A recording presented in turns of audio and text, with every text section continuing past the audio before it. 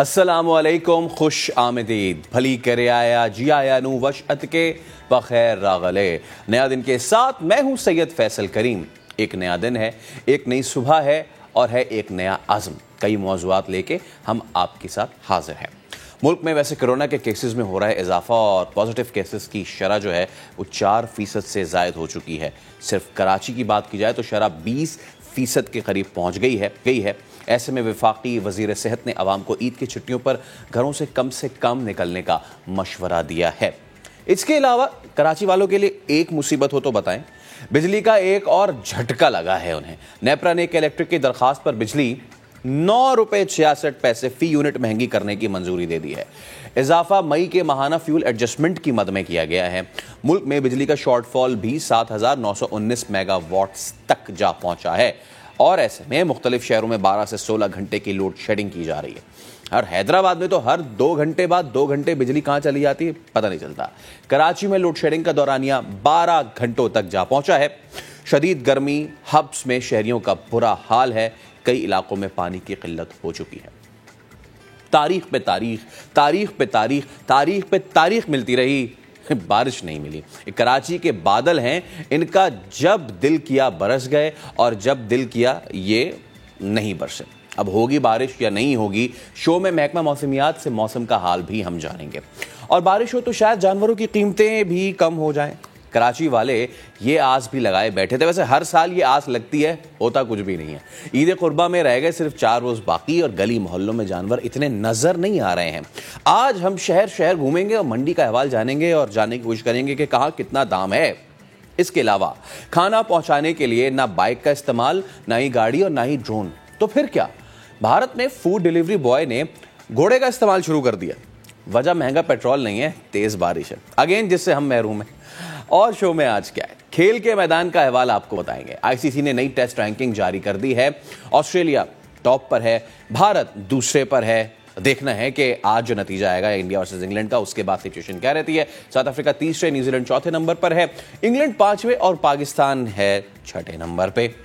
اس کے علاوہ قومی کرکٹ ٹیم کے نوجوان کھلاڑی فاسٹ بولر شاہین شاہ افریدی کو خیبر پختونخوا پولیس کا اعزازی خیر سگالی سفیر مقرر کر دیا گیا ہے۔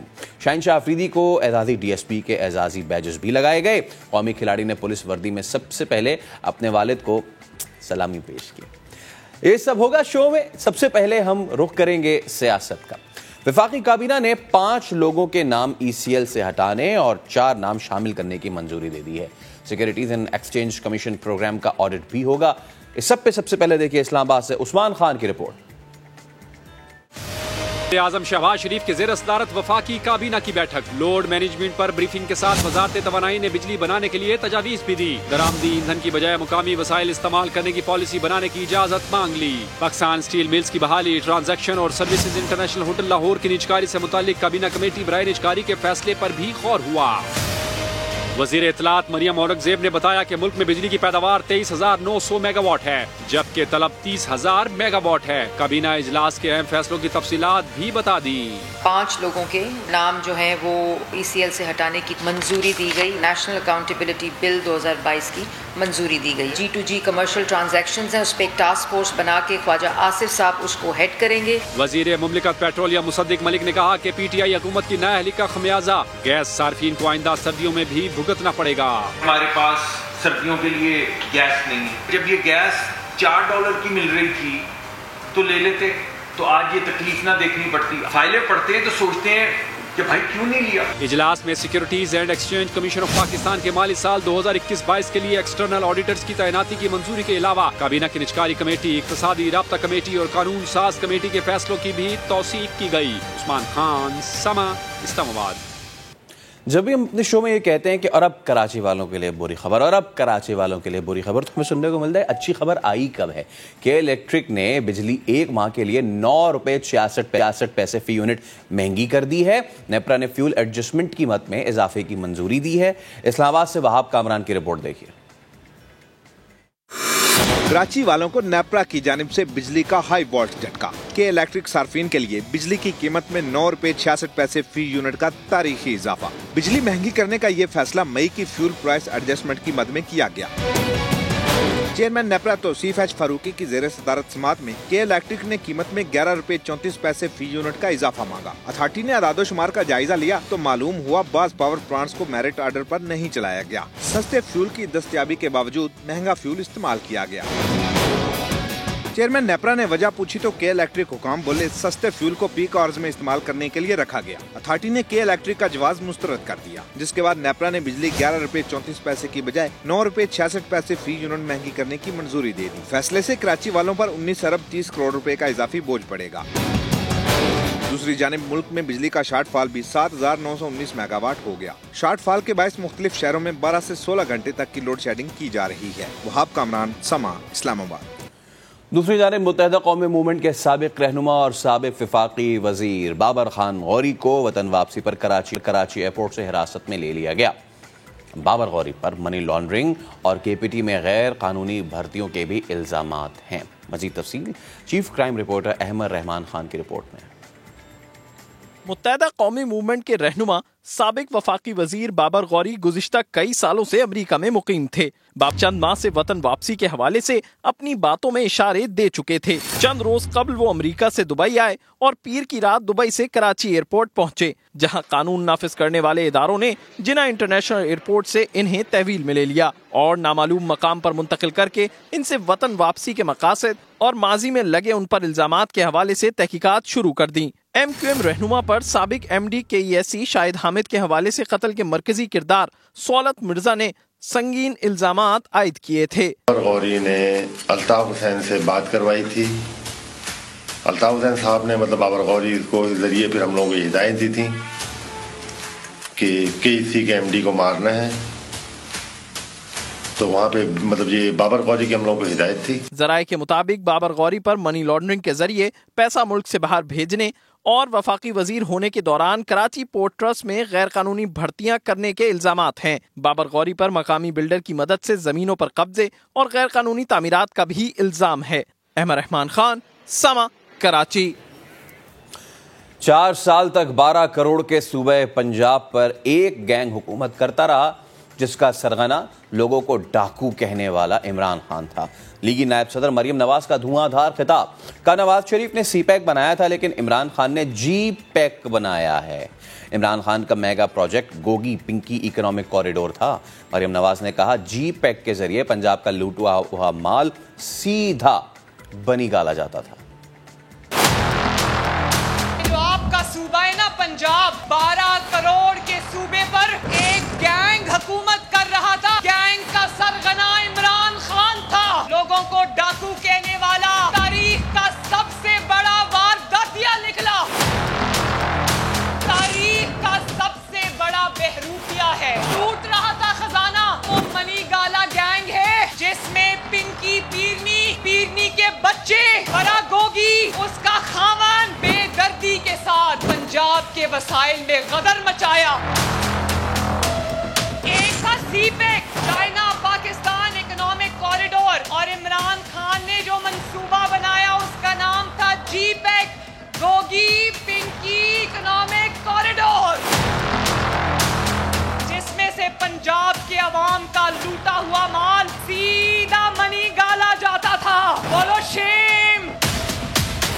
हाथ उठाकर वादा करो 17 जुलाई को घरों में कोई नहीं बैठेगा, मुस्लिम लीग नून का साथ दोगे, मेरे भाई अमीन को वोट देकर कामयाब बनाओगे, पंजाब का मैंडेट फिर किसी को छीनने की इजाजत नहीं दोगे।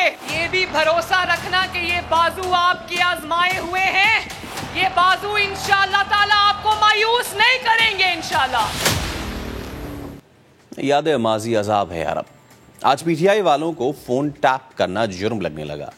2020 में दिए गए अपने इंटरव्यू में इमरान खान खुद फोन टैप करने के हक में तावीलें पेश किया करते थे। पहले क्या होता था, अब क्या होता है, और इसके अलावा ये सब सियासत में होता रहा है। पाकिस्तान भर में कहीं पे नारेबाजी हो रही है, कहीं पे एक दूसरे पे तनकीद के तीर बरसाए जा रहे हैं, और कहीं पे जलसे जुलूस किए जा रहे हैं। और साथ ही साथ पंजाब के लोकल बॉडीज जो इलेक्शन है वो भी अब सामने है। सिंध में भी दूसरा जो है वो लोकल बॉडीज का इलेक्शन का फेज़ है, वो भी स्टार्ट होने जा रहा है। लेकिन इन सबसे बालातर اگر ہم آج تاریخ کے اوراق کو پلٹیں اور اگر ہم پیچھے پلٹ کے دیکھیں تو ہمیں معلوم ہوگا کہ یہ دھرتی شہیدوں کے لہو سے جس کی آبیاری ہوئی ہے. سوابی میں 1 جنوری 1970 کو پیدا ہوئے تو پاک فوج کی محبت میں بزرگوں نے نام کرنل رکھ دیا. اس بچے کا نام تھا شیر خان. بڑے ہو کر وہ پاک فوج میں بھرتی ہوئے, کیپٹن کے رینک تک گئے اور پھر 1999 کے مارکہ کارگل میں 5 جولائی کو شہادت کے اعلیٰ رتبے پر فائز ہوئے. اسلام آباد سے دیکھیے سمیرہ خان کی رپورٹ.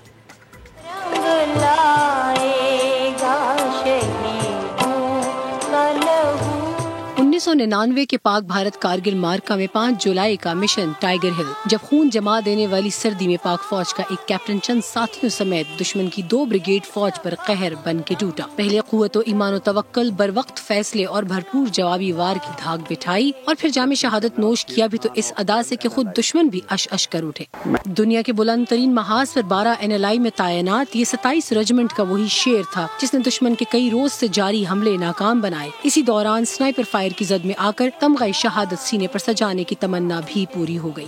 یہ کہتا تھا کہ اس دفعہ میں اگر جاؤں گا تو سری نگر سے ہوتا ہوا دہلی سے ہوتا ہوا واپس آؤں گا. سری نگر سے اس کی لاش دہلی گئی ہے اور دہلی سے اس کی لاش واپس آئی ہے. تو اب محسوس ہوتا ہے کہ ایسے اس کو پہلے سے کچھ علم ہو کہ میں شہید ہونے والا ہوں. قوم کے اس مایا ناز بیٹے کا گاؤں نوا قلعے اب کرنل شیر قلعے کہلاتا ہے, جبکہ 12 ناردرن لائٹ انفینٹری اب حیدران پلٹن کہلاتی ہے. موت وہی جس کا دشمن اعتراف کرے.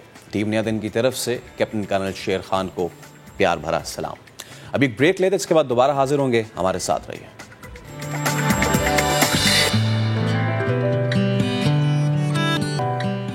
Welcome back. اب سب سے اہم مسئلہ, کراچی میں بادل برس نہیں رہے ہیں, کہیں کہیں ہلکا ہلکا پھوار برسا رہے ہیں. چند علاقوں میں شہریوں نے انجوائے تو کیا ہے. سب سے زیادہ بارش ہوئی سرجانی میں 27 ملی میٹر. نئی کراچی میں برساتی نالہ ابل پڑا, پانی سڑکوں پر آ گیا. پورے شہر میں بادل آخر کب جم کر برسیں گے؟ چیف میٹرولوجسٹ سردار سرفراز صاحب ہمارے ساتھ موجود ہیں, ان سے بات کرتے ہیں. سردار صاحب السلام علیکم, صبح بخیر. اچھا سر, لوگ جو ہے سوشل میڈیا پہ وہ بڑے میمز بھی بناتے ہیں اور بڑے ناراض بھی ہیں کہ یار ہمیں بتاتے ہیں کہ آج بارش ہے, ہم اپنی تمام تر تیاریاں کر کے رکھتے ہیں, بارش ہوتی نہیں ہے. تو سردار صاحب بتائیں کب ہوگی کراچی میں بارش کھلا کے؟ ہاں دیکھیے, یہی شروع سے فورکاسٹ میں یہی کہا گیا تھا کہ کراچی میں 3 سے 5 کے دوران. اب باقی سندھ کے لیے جو اضلاع ہیں ان کے لیے کہا گیا تھا کہ 2 سے 5. ٹھیک ہے, تو کراچی میں 3 کے دن کو تو نہیں ہوئی, لیکن 3 کی رات کو ہلکی بارش ہوئی اور پھر کل تو ہو گئی, ماڈریٹ ہو گئی کہیں کہیں, اور کسی جگہ پہ آئسولیٹڈ جگہوں پہ ہیوی فالز بھی ہوئے. تو اسی طرح کی بارش متوقع ہے, کیونکہ آپ نے دیکھا ہوگا کہ ہم نے ایڈوائزری جو پہلے بہت زیادہ ہیوی بارشوں کی ایشو کی تھی, پھر بعد میں اس کو چینج کیا تھا اس وجہ سے کہ سسٹم 2 حصوں میں سپلٹ اپ ہو گیا تھا. ایک حصہ اس کا عربین سی پر شفٹ ہو گیا تھا اور ایک راجستھان پر رہنے کی وجہ سے اب عربین سی پہ جو سرکولیشن بنی ہوئی ہے وہ ہے موجود ابھی بھی, اور آج بھی امکان ہے, لیکن لائٹ ٹو ماڈریٹ کا ہی ہے. آج بھی ہے, کل بھی ہے, اگلے 2-3 دن ہے. اسی طرح سے سلسلہ یہ شام میں زیادہ اس کے چانسز ہوتے ہیں کہ دن میں بلڈ اپ ہو اور شام میں پھر کہیں لائٹ کہیں ماڈریٹ اور کسی جگہ پہ آئسولیٹڈ ہیوی فالز ہیں. تو آج بھی متوقع ہے, کل بھی ہے, اگلے 2-3 دن ہے یہ سلسلہ. اچھا, اور سردار صاحب یہ جو سپیل ہے یہ تو ختم ہو جائے گا آج, اس کے بعد کوئی اور سپیل ہے جو آنے والے 1 مہینے یا 2 مہینے میں کراچی کا رخ کرے؟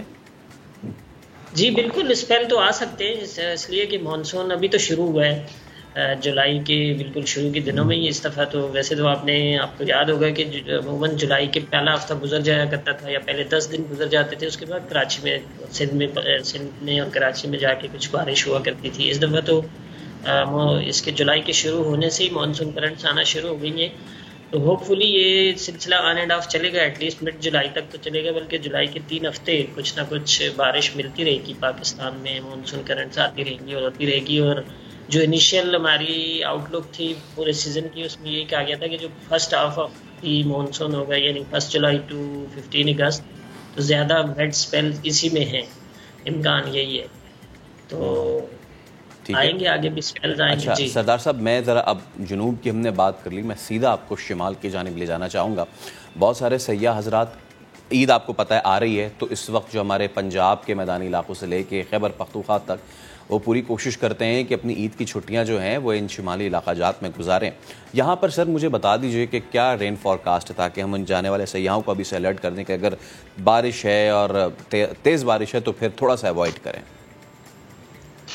اس میں دیکھیے جو فی الحال تو مانسون کرنٹس جو زیادہ ان کا رخ جنوب کی طرف ہی ہے، یعنی بلوچستان میں اچھی بہت تیز بارشیں ہو رہی ہیں. آپ نے دیکھا جو شمال مشرقی بلوچستان ہے اور جنوبی بلوچستان وہاں تک بھی ہو رہی ہیں، اور وہ اس کی وجہ یہ ہے کہ مانسون ہواؤں کا زیادہ تر رخ ادھر جنوب کی طرف ہے، سندھ اور بلوچستان کی طرف. لیکن 6 تاریخ یا 7 تاریخ آپ کہہ لیں، 7 سے آنورڈ جو ہے پھر مانسون ہوائیں ادھر بھی شمال کی طرف بھی جانا شروع ہو جائیں گی.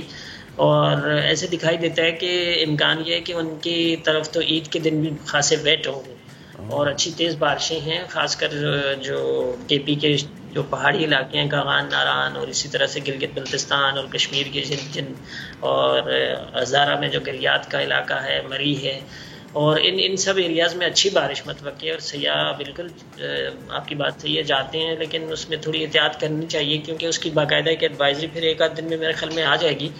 تو کچھ ہیوی سپیلز کے نتیجے میں ظاہر ہے کہ لینڈ سلائڈنگ ہو جاتی ہے، روڈ بلاک ہو جاتے ہیں، اور اس دوران میں یہ احتیاط ضرور کریں. اچھا ویسے سردار صاحب، جتنی یہ سندھ میں یا پھر فار دیٹ سیک اگر اس کو مائکرو کر کے کراچی کی بات کریں، جتنی تھوڑی بارش ہوئی ہے، کیا اتنی ہی ایکسپیکٹڈ تھی یا پھر ایکسپیکٹیشن سے کم ہوئی ہے یہ؟ نہیں، اتنی ایکسپیکٹیشن تھی اس اسپیل سے، جو ایکچولی میں نے آپ کو بتایا نا کہ بائیفرکیٹ ہو گیا سسٹم، 2 حصوں میں سپلٹ ہو گیا تھا. جو ایک پورا لو پریشر ایریا پہلے امکان تھا کہ پورے کا پورا ایز اے ہول سسٹم وہ سندھ کی طرف موو کرے گا راجستھان سے، اور اس کو اریبین سی سے موئسچر ملے گا اور بنگال والی کرنٹس بھی اس میں داخل ہوں گی. تو دونوں کے ملاپ سے پہلے یہ ایکسپیکٹ کر رہے تھے ہم کہ بہت تیز سپیل ہوگا، اسی وجہ سے وہ اربن فلڈنگ والی ایڈوائزری ایشو ہوئی تھی. اس وقت سینیریو اس طرح کا تھا، لیکن بعد میں یہ ہوا کہ سسٹم 2 حصوں میں سپلٹ ہو گیا. تو پھر ظاہر ہے کہ کہیں پہ ہیوی رین تو ہوئی اور کہیں پر لائٹ ٹو ماڈریٹ ہوئی. جیسے آپ تھر پارکر میں 60 ملی میٹر ایک اسٹیشن سے رپورٹ ہوئی، کل میرپور خاص میں 56 ملی میٹر ہو گئی، اور اسی طرح سے سندھ کے کچھ ایریاز میں خاصی تیز بارش ہوئی ہے، لیکن کراچی میں ماڈریٹ ہی رہی. صحیح. اور آخر میں یہ بتا دیجئے کہ کیا عید میں بارش ایکسپیکٹڈ ہے؟ کن کن علاقوں میں بارش ایکسپیکٹڈ ہے؟ دیکھیے عید پہ کوئی کراچی میں کوئی اتنی زیادہ نہیں لگ رہی ہے. اب سچویشن ہم دیکھ رہے ہیں، اگر وہ اس طرح کی اس کو سپورٹ ملتی رہتی ہے تو پھر تو کچھ امکان پہلے زیادہ لگ رہا تھا، لیکن کل شام سے آپ کہہ لیں جو ڈیٹا ہم دیکھ رہے ہیں تو اس کے مطابق اب عید پہ ہوگی تو کچھ نہ کچھ ہوگی، یعنی صبح ہو گئی یا رات میں ہو گئی، لیکن یہ کہ اتنا کوئی اس طرح کا سگنیفیکنٹ سپیل نہیں دکھ رہا. رائٹ. بہت شکریہ سردار سرفراز صاحب ہمارے ساتھ موجود. تو کراچی والوں نے سن لیا ہوگا کہ بھائی جتنی ایکسپیکٹڈ تھی اتنی ہوئی ہے، اور آج بھی اگر جگہ جگہ تھوڑی تھوڑی ہوئی ہے تو پھر اس کو ہی انجوائے کر لیں، زیادہ تیز بارشوں کی توقع نہ رکھیں. ابھی ایک بریک لے رہے، بریک کے بعد حاضر ہوں گے مزید سٹوریز آپ کے ساتھ شیئر کرنے کے لیے. اسٹے ود اس.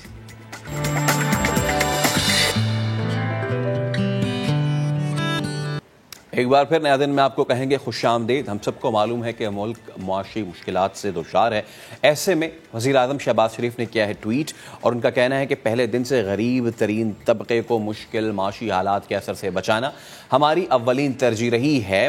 وزیر اعلیٰ پنجاب کا ماہانہ 100 یونٹس تک استعمال کرنے والے خاندانوں کے لیے بجلی کی مفت فراہمی کا اعلان نہایت خوش آئند ہے.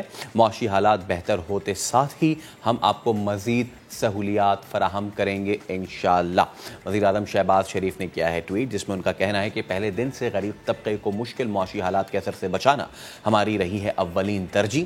وزیر اعلیٰ پنجاب کا ماہانہ 100 یونٹس تک استعمال کرنے والے خاندانوں کے لیے بجلی کا مفت فراہمی کا اعلان نہایت خوش آئند ہے.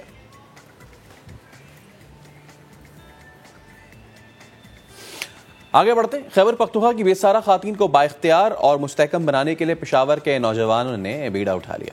وہ کیسے؟ دیکھیے شہاب الرحمان کی رپورٹ میں.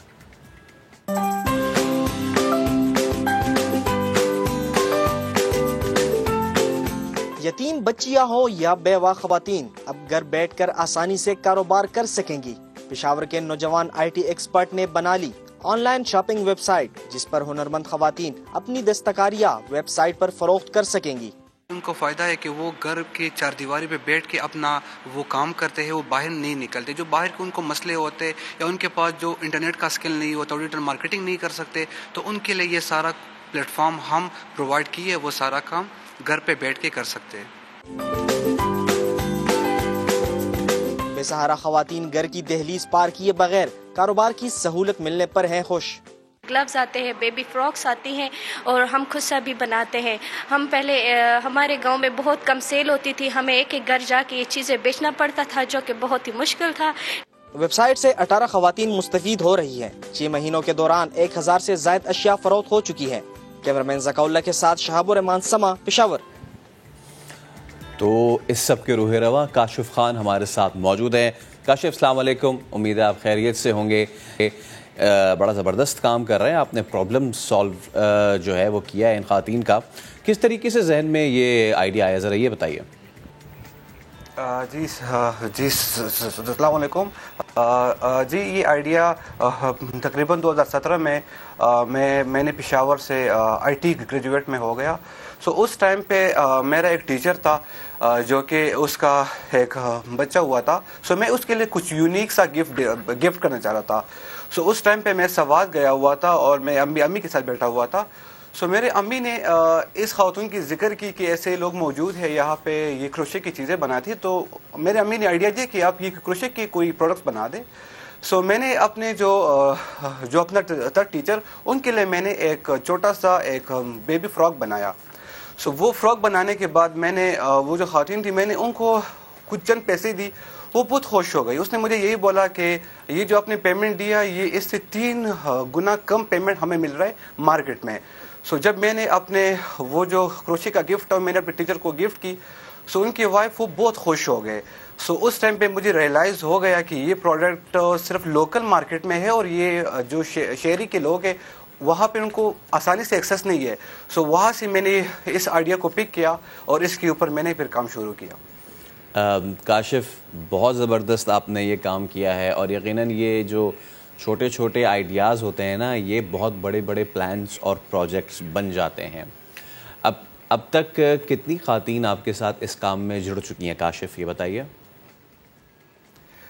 ہمارے ساتھ کرنٹلی 4 میجر جو سٹیز ہیں ان سے ہم خواتین کو ڈھونڈ رہے، لیکن ہمیں مشکلات زیادہ تر پیش آ رہے کیونکہ یہ جو گھر کی خواتین ہوتی ہے ان کے ساتھ ایکسیس کرنا بہت مشکل ہوتا ہے۔ لیکن پھر بھی ہم نے مانسیرا سے، سوات سے، چارسدہ اینڈ پشاور سے ایسے 18 خواتین کو فل ٹائم ہم نے ان کے ساتھ امپلائی کیا ہوا ہے اپنے ساتھ، اور ان سے ہم کچھ بھی پیمنٹ نہیں لے رہے۔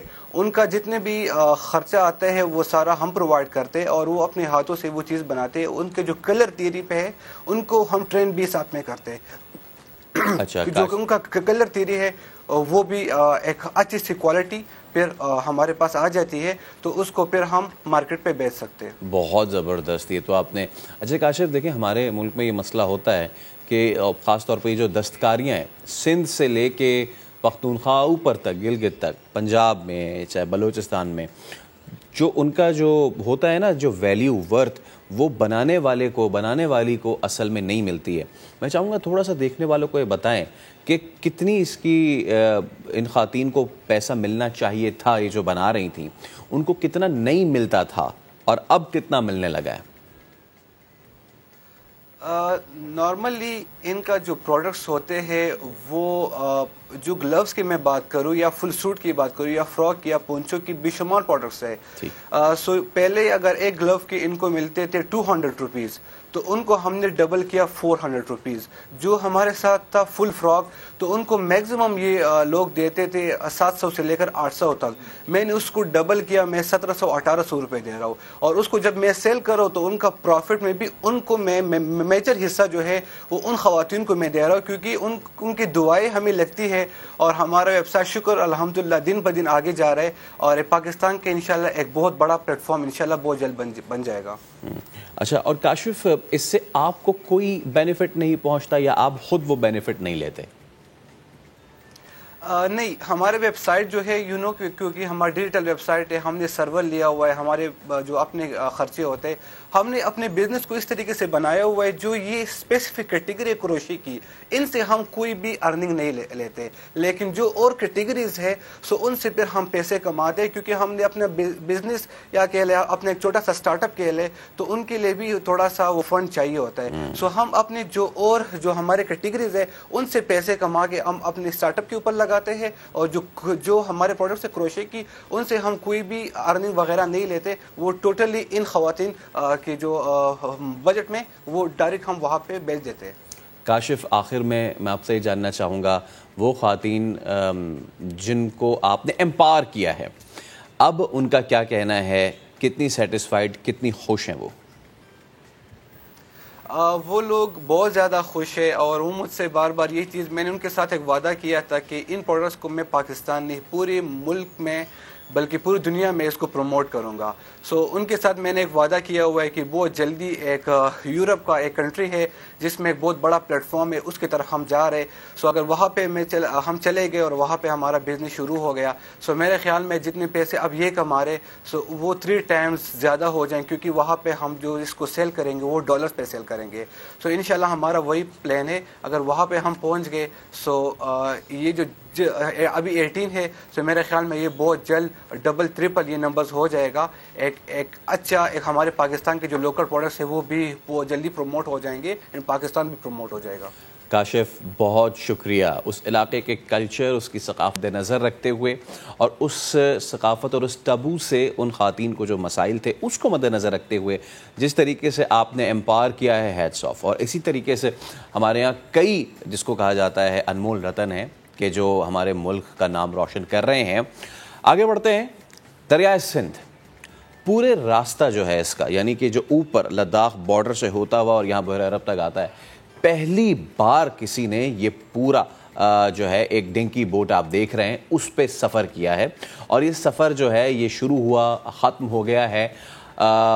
ایڈونچر ٹریول فلم ساز وجاہت ملک, ان کی قیادت میں ٹیم نے پورے سندھو دریا کے 3180 کلومیٹر میں سے 2300 کلومیٹر رافٹنگ کی ہے. اب اس رافٹنگ کا مقصد کیا تھا, اس سے کیا کچھ فائنڈنگز نکل پائی ہیں, ہمارے ساتھ ٹیم لیڈ جو ہیں موجود ہیں وجاہت ملک, ان سے ہم بات کرتے ہیں. وجاہت بھائی السلام علیکم, بہت شکریہ نیا دن سے گفتگو کرنے کے لیے. اور کیا ہی زبردست آپ نے یہ کام کیا. اس سے پہلے کتاب لکھی ہے ایک پوری سندھو دریا کے نام سے, شیر دریا, علی رضا عابدی کی جانب سے پوری لکھی گئی ہے. اور میں یہ سوچتا ہی تھا کہ کوئی جو ہے, آپ کو آواز آ رہی ہے وجاہت صاحب؟ وجاہت صاحب کین یو ہیئر می؟ جب تک اس ایشو کو سالو کرتے ہیں تو جیسا کہ میں آپ کو بتا رہا تھا کہ اس سے پہلے کتاب ضرور لکھی تھی مشہور براڈ کاسٹر علی رضا عابدی صاحب نے, شیر دریا کے نام سے, جس میں پورا احاطہ کیا گیا تھا بارڈر, یعنی کہ جو ہمارا انڈیا پاکستان کا بارڈر لداخ لگتا ہے وہاں سے جو یہ سندھ دریا نکلتا ہے اور اس کے بعد پورے گلگت بلتستان اور پھر پنجاب سے ہوتا ہوا, اور جب یہ یہاں سندھ آتا ہے اور بحر عرب میں جب یہ گرتا ہے تو آپ یہ مناظر بھی دیکھ سکتے ہیں کہ کس طریقے سے یہ پورا سفر کیا گیا ہے. اب اس سفر کے پیچھے مقصد کیا تھا, کیا کیا فائنڈنگز نکل پائے ہیں؟ وجاہت ملک ہمارے ساتھ موجود ہے. وجاہت بھائی السلام علیکم, اب میری آواز آ رہی ہے آپ کو؟ بالکل آواز آ رہی ہے. وعلیکم السلام. تھینک یو سو مچ وجاہت بھائی. میں دیکھنے والوں کو بتا رہا تھا کہ اس پورے سفر پہ کتاب تو تھی, لیکن میں سوچتا تھا کہ کاش کوئی ایسا بندہ ہو جو اس پہ کرے, اور وہ آپ نے کر لیا پورا سفر. تو بتائیں سب سے پہلے تو یہ سفر پورا رہا کیسے, کیوں آپ نے کیا یہ سفر؟ تو کافی لمبا بھی تھا اور اس کے اندر بہت انٹرسٹنگ سٹوریز بھی ہوئی, انسیڈنٹس بھی ہوئے. مطلب میں آپ کو کیا کیا بتاؤں, کیونکہ 45 دن ہم دریا کے اوپر تھے. اور ہم نے یہ سفر کیوں شروع کیا؟ ایک تو ایک بہت بڑا چیلنج تھا کہ کبھی کسی نے LOC سے لے کے نارتھ سے کراچی تک یا ساؤتھ تک انڈس کو ریفٹ نہیں کیا تھا, ٹریورس نہیں کیا تھا. تو the challenge was there. And then ہم یہ بھی چاہتے تھے کہ دیکھیں کہ دریائے سندھ کے اوپر ہو کیا رہا ہے, اس کی صحت کیسی ہے, کیا وہ پلوٹ ہو رہا ہے, کیا وہاں پہ جو ڈیمز بن رہے ہیں اس سے کیا فرق پڑ رہا ہے, اس کے ارد گرد جو لوگ رہتے ہیں, جو ماہی گیر رہتے ہیں, تو ہم اس کو ہر طریقے سے, ہر سائنٹیفک اینگل سے, ہر کلچرل, ہسٹوریکل اینڈ ہر پرسپیکٹو سے دیکھنا چاہتے ہیں. تو شہزاد بھائی کیا فائنڈنگز تھی آپ کی, وجاد بھائی کیا فائنڈنگز تھی آپ کی, اگر آپ مجھے بتائیں. جیسے آپ نے کہا کہ آپ کا جو پرائمری ایک موٹیو تھا وہ تھا اس دریا کی ہیلتھ کو. بہت سارے لوگ نہیں سمجھ پاتے اس ٹرمینالوجی کو, دریا کی ہیلتھ یہ کیا ہوتا ہے. تو میں چاہوں گا کہ آپ یہ بھی بتائیں کہ جب آپ نے بات کی دریا کی ہیلتھ کے, اس سے آپ کی مراد کیا تھی اور آپ نے کیا دیکھا؟ دیکھیں, جب ہم کہتے ہیں کہ we wanted to look at the health of the river, ہم دیکھنا چاہ رہے تھے کہ دیکھیں ہمارے ملک میں انفارچونیٹلی آپ کی جتنی بھی سیوریج لائنز ہوتی ہیں یا انڈسٹریل ویسٹ ہوتا ہے وہ زیادہ تر ندی نالوں اور دریاؤں میں اس کو ڈمپ کیا جاتا ہے, کیونکہ کوئی ویسٹ مینجمنٹ, کوئی سیوریج سسٹمز ہمارے ملک میں ہے نہیں ہے سچ. تو ہم یہ دیکھنا چاہ رہے تھے کہ سب سے پہلے کہ اس دریا کو کتنا گندا کیا جا رہا ہے in terms of how much we are polluting this river. جب دیکھیں آپ گند, سیوریج اور انڈسٹریل ایفلوئنٹس ڈالیں گے دریا میں تو ظاہر ہے اس کی صحت متاثر ہوگی, اس کے اندر مچھلیاں بھی مریں گی, اس کا پانی گندا ہو جائے گا. وہی پانی پھر ہم آپ کے جو سارا اریگیشن سسٹم ہے, آپ کی جو فصلیں ہیں, آپ کے جو سارے کھیت کھلیان کو انڈسٹری اریگیٹ کرتا ہے. تو اب سوچیں کہ وہی جو پانی ہے جو ہماری لائف لائن ہے, وہی ہمیں اس ملک میں کھانا دیتا ہے, غذا دیتا ہے. تو اگر آپ اس کو گندا کر دیں گے تو اس کی تو صحت خراب ہو جائے گی. اگر اس کی صحت خراب ہوگی اور ایونچولی وہ مر گیا تو ہماری جو سویلائزیشن ہے اور ہم لوگ بھی ہیں, خدا نہ خواستہ ہم بھی نہ مر جائیں. بالکل وجاد صاحب آپ صحیح بات کر رہے ہیں. اور یہ جو آپ نے بات کی نا کہ زندگی ڈسٹرب ہوتی ہے, تو شہری علاقوں میں تو زندگی کی ڈسٹربنس تھوڑے عرصے بعد پہنچتی ہے. سب سے زیادہ جو افیکٹ ہوتے ہیں وہ ان ڈیلٹاز کے قریب رہنے والے لوگ ہوتے ہیں, جیسا کہ آپ نے خود کہا ماہی گیر ہوتے ہیں. آپ نے شمال سے لے کے جنوب تک سفر کیا, جہاں جہاں یہ ماہی گیر آبادی ہے کہاں کہاں, ایک تو یہ بھی بتائیے گا دیکھنے والوں کو, اور پہلے کے زمانے میں اب کن مشکلات کا سامنا کر رہے ہیں یہ کمیونٹی؟ یار ہمارے جو ماہی گیر ہیں بیچارے, ان کی تو بہت ہی بری حالت ہے. آپ کے جو یہ فشر فوکس ہیں, کچھ تو obviously دریا کے کناروں پہ رہتے ہیں, لیکن کچھ ایکچولی بوٹس کے اندر بھی رہتے ہیں. تو آپ سمجھیں کہ جو ہمیں پہلی فشر کمیونٹیز, فشر فوک کمیونٹیز نظر آنا شروع ہوئی وہ چشمہ کے بعد شروع ہو جاتے ہیں. تو چشمہ بیراج سے لے کے تو آپ کے ڈیلٹا تک جو ہیں وہ یہ ماہی گیر یا موہاناز جن کو کہتے ہیں, دا بوٹ پیپل, وہ نظر آتے ہیں. اور منچر لیک میں بھی وہ نظر آتے ہیں. تو ہمیں جو یہ سمجھ آئی کہ بیکاز دریا پولوٹ ہو رہا ہے تو مچھلی کی تعداد بہت کم ہو رہی ہے. مچھلی کی تعداد کم ہو رہی ہے تو ان بیچاروں کو اپنی آمدن میں وہ چیز نہیں ملتی جو پہلے ملتی تھی, جب مچھلی بہت زیادہ تھی. اور پانی کی گندے ہونے کی وجہ سے اور پانی کے کم ہونے کی وجہ سے ان کو یہ بھی مسائل ہیں کہ ان کو دریا میں زیادہ موو کرنا پڑ رہا ہے. تو ابھی آپ سوچیں کہ موہاناز used to be mostly concentrated in the Sindh area. اب وہ سندھ کے ساتھ, دریائے سندھ کے ساتھ ٹریول کرتے کرتے اوپر آتے جا رہے ہیں, کیونکہ جہاں پہ ان کو زیادہ پانی ملے گا, جہاں پہ زیادہ اچھی مچھلی ملے گی تو obviously وہیں پہ جا کے فشنگ کریں گے. ایبسلیوٹلی. اچھا وجاد, میں اپنی اس کنورسیشن میں آپ کی ٹیم کے ایک اور بہت اچھی پارٹ عافیہ سلام کو بھی انوائٹ کروں گا, ان کو ویلکم کروں گا. عافیہ السلام علیکم, thank you so much for joining in. اور عافیہ کا نام ہے بڑا جب بھی ہم بات کرتے ہیں انوائرمنٹ کے حوالے سے, اس کے پروٹیکشن کے حوالے سے. عافیہ یہ بڑا زبردست ایکسپیڈیشن رہی ہے. وجاد سے میں یہی پوچھ رہا تھا کہ انہوں نے کیا کچھ فائنڈ آؤٹ کیا, اور ان کا جو پوائنٹ تھا وہ یہی تھا کہ جی ان ٹریٹڈ جو ویسٹ ہے وہ جب دریا میں ڈالا جائے گا تو کیا ہی ٹھیک رہے گا دریا. کیا کر رہے ہیں ہم اس کو ٹریٹ کرنے کے لیے؟ کچھ کر بھی رہے ہیں ہم یا نہیں کر رہے ہیں؟ دیکھیے باتیں تو کر رہے ہیں, اس میں تو کوئی شک نہیں ہے. ابھی اس وقت ہمارے پاس ایک پہلی مرتبہ پراپر ایک پالیسی آئی ہے جو کہ اسی ہفتے اناؤنس ہوئی ہے ہیزارڈس ویسٹ کے حوالے سے. لیکن اس کے ساتھ ہی ہم نے یہ بھی دیکھا کہ یہ بھی بتایا گیا کہ ہم تو امپورٹ کرتے ہیں, باہر کے دوسرے ممالک جو ہیں وہ ویسٹ ہمارا یہاں بھیجتے ہیں. لیکن اس سے قطع نظر آپ ویسٹ دیکھیے, مختلف قسم کا ویسٹ ہے اور مختلف قسم کے پولیوٹنٹس ہیں جو کہ ہمارے دریا کے اندر ڈالے جا رہے ہیں. اور یہ واحد دریا نہیں ہے, یہ آپ کو تمام واٹر باڈیز میں نظر آتا ہے. دریائے سندھ کے سفر کے دوران ہمیں نظر آیا کہ کس طرح ہر شہر, کوئی بڑا شہر ہو یا چھوٹا شہر ہو, جیسے ہم اگر دیکھیں کہ ہم نے جہاں جہانگیرہ سے ڈالا وہ بے شک دریائے کابل ہے، لیکن ہم دریائے سندھ تک پہنچنا چاہ رہے تھے، تو اس میں ہم نے دونوں اطراف دیکھا کہ اٹک کی طرف بھی اور سامنے اس کے تمام شہروں کا میونسپل ویسٹ جو ہے اس میں آ رہا ہے. نیچے جیسے ہم آتے گئے، سکھر بہت بڑا شہر ہے، اس کے سامنے روڑی ہے، ان کے تمام ڈرینز اس کے اندر جا رہے ہیں. تو یہ تو وہ ایسی واضح چیزیں تھیں جو کہ چھپائی نہیں چھپ سکتی تھیں. وہ آپ اس میں سے گزر رہے ہیں دریا میں سے، تو آپ کو سامنے نظر آ رہا ہے کہ اس کے اندر یہ ویسٹ ڈالا جا رہا ہے. اور یہ ویسٹ ڈالنے کا جو ایک سلسلہ ہے یا ایک عادت ہے، یہ آپ دیکھیے کہ جب ہم اور نیچے آتے ہیں اور کراچی جیسے بڑے شہر میں آتے ہیں، تو بے شک دریائے سندھ نہیں ہے، لیکن دریائے سندھ سے جڑا ہوا شہر ہے، کیونکہ کراچی کو پانی دریائے سندھ سے ملتا ہے. لیکن کراچی سے جو بھی ویسٹ ہے وہ کہاں جاتا ہے؟ وہ سمندر میں جاتا ہے، جو کہ دوسری وہ واٹر باڈی ہے جس پہ ہمارا دار و مدار.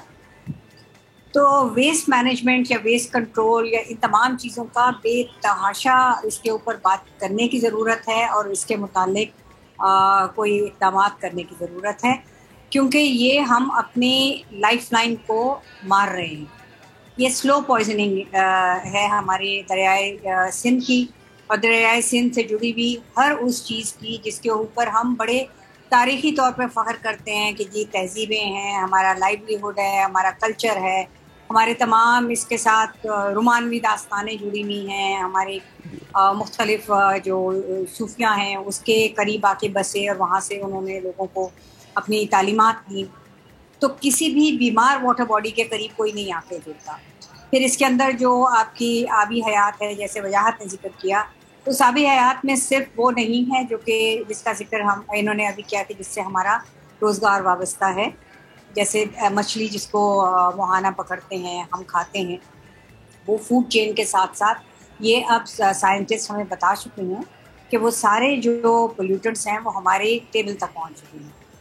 لیکن اس کے علاوہ دریائے سندھ جو ہے وہ انڈس بلائنڈ ڈولفن کا گھر ہے، اور اس کی جو تعداد ہے اس کا دار و مدار بھی اس دریا کی صحت پہ ہے. اور یہ ایک جڑواں انڈیکیٹر ہوتا ہے کہ جہاں آپ کو دریائے سندھ کے اندر زیادہ انڈس ڈولفن نظر آتی ہے، تو آپ کو پتہ ہے کہ وہ جگہ جو ہے وہ ایک ہیلدی ایکو سسٹم ہے. اور جہاں تعداد کم ہو رہی ہے، آپ کو پتہ ہے کہ وہاں ہم دریا کے ساتھ کوئی اتنی بڑی زیادتی بالکل عافیہ، اور آپ نے بہت اس کو ایپلی پٹ کیا ہے. ایبسلیوٹلی. اچھا، آخر میں وجاہت صاحب آپ سے پوچھنا چاہوں گا کہ ابھی ظاہر سی بات ہے بڑی 50-55 دن کی آپ کی ایکسپیڈیشن تھی، please correct me if I am wrong. Next کیا آپ کا کرنا ہے؟ آپ نے نیکسٹ کوئی ایکسپیڈیشن اگر پلان اور اگر کر رہے ہیں تو مجھے ابھی سے بتا دیں، سو دیٹ میں ابھی سے کچھ پلان کر لوں ساتھ کی. نہیں، یہ 45 دنوں کی ایکسپیڈیشن تھی، اور ہم نے تقریباً سارے دریا پہ تو نہیں ٹریول کیا، کیونکہ کچھ سیکشن سے جو ہمیں چھوڑنے پڑے. تو ابھی تو یہ پلان ہے کہ کچھ سندھ کے اندر سیکشن سے جو ہمیں سیکورٹی کی وجہ سے ہم نے اوائڈ کیا ان کو، اور نارتھ میں کچھ ایسے گارجز تھے جہاں پہ بہت زیادہ وائلڈ ہوتا ہے، جس طرح کے رومدو گارجز کو ہم نے اسکپ کیا. تو ایک تو یہ ہے کہ پہلے واپس جا کے ان سیکشنز کو دوبارہ کے لیے، بیکاز وہ ہماری کیپیبلٹی سے بہت باہر ہے. لیکن یہ کہ سندھ میں کچھ ایسی جگہیں ہیں جو ہم نے اسکپ کی، ان کو جا کے دوبارہ اسٹڈی کرنا ہے. اور ایکسپیڈیشن جو اگلا ہے وہ ابھی تو ایز سچ کوئی پلان میں نے نہیں کیا، لیکن ابھی میں چاہ رہا ہوں کہ جتنا ہم نے یہ دریائے سندھ کے اوپر لرننگ ایکسپیرینس ہوا ہے میرا اور میری ٹیم کا، ہم اس کے اوپر ہی بلڈ کریں. ہم مختلف سرکاری اداروں سے بات چیت کریں، ڈیولپمنٹ سیکٹر سے بات کریں، تاکہ کسی طریقے سے سندھ کی صحت کو بہتر کیا جائے. تو اس کے سلسلے میں ہم جو چاہ رہے ہیں کہ ہم سیمینارز کریں یونیورسٹیز میں جا کے، اسکولوں میں جا کے. ہم نے دریا کو اون کرنا ہے، اور جب ہم اسی وقت اون کریں گے جب ہمیں دریا کے بارے میں پتہ ہوگا. مسئلہ یہ ہے کہ ہم لوگ جو ہے دریائے سندھ اور باقی دریاؤں کے بارے میں زیادہ جانتے نہیں ہیں، اور یہی ہمیں انفارمیشن. بالکل وجاہت صاحب، بہت شکریہ آپ کا، بہت شکریہ، تھینک یو سو مچ. اور یہی وہ انفارمیشن ہے جو ہمیں اپنے لوگوں تک پاس آن کرنی ہے کہ ہمیں اپنے دریاؤں کو محفوظ کرنا ہے. ابھی ایک بریک لینا، بریک کے اس بار حاضر ہوں گے، ہمارے ساتھ رہیے.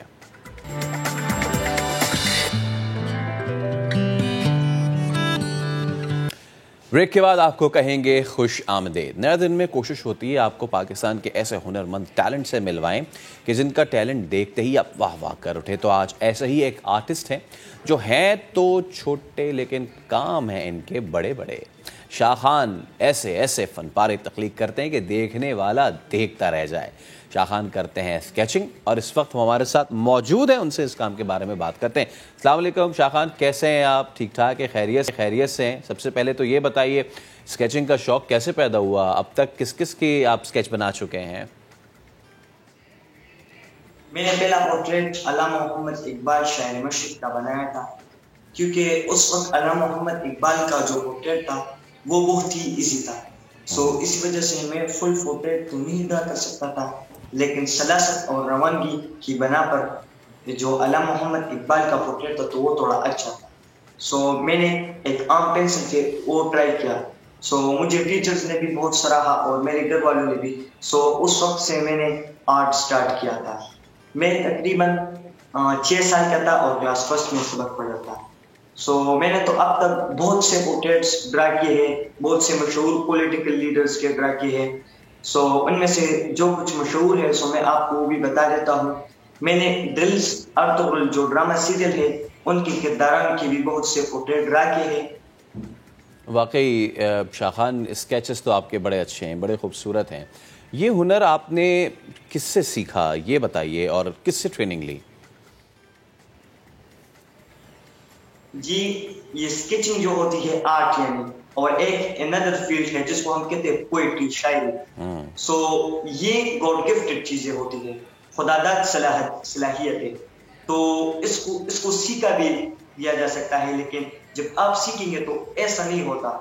یہ جو اسکیچنگ ہے اور آرٹ، یہ خدا داد صلاحیت ہے مجھ میں، یعنی کہ میرا کوئی ٹیچر نہیں ہے، بس خالی میں صرف پریکٹس کرتا تھا، اور میرے دل میں خود یہ تلاط خیالات ہوتا تھا کہ مجھے یہ پورٹریٹ کس طرح بنوانا ہے، پریکٹس کے ذریعے سے میں اس حد تک آیا۔ اچھا شاہ خان، یہ بتائیے کہ ایک اسکیچ کو تیار کرنے میں کتنا وقت لگتا ہے آپ کو؟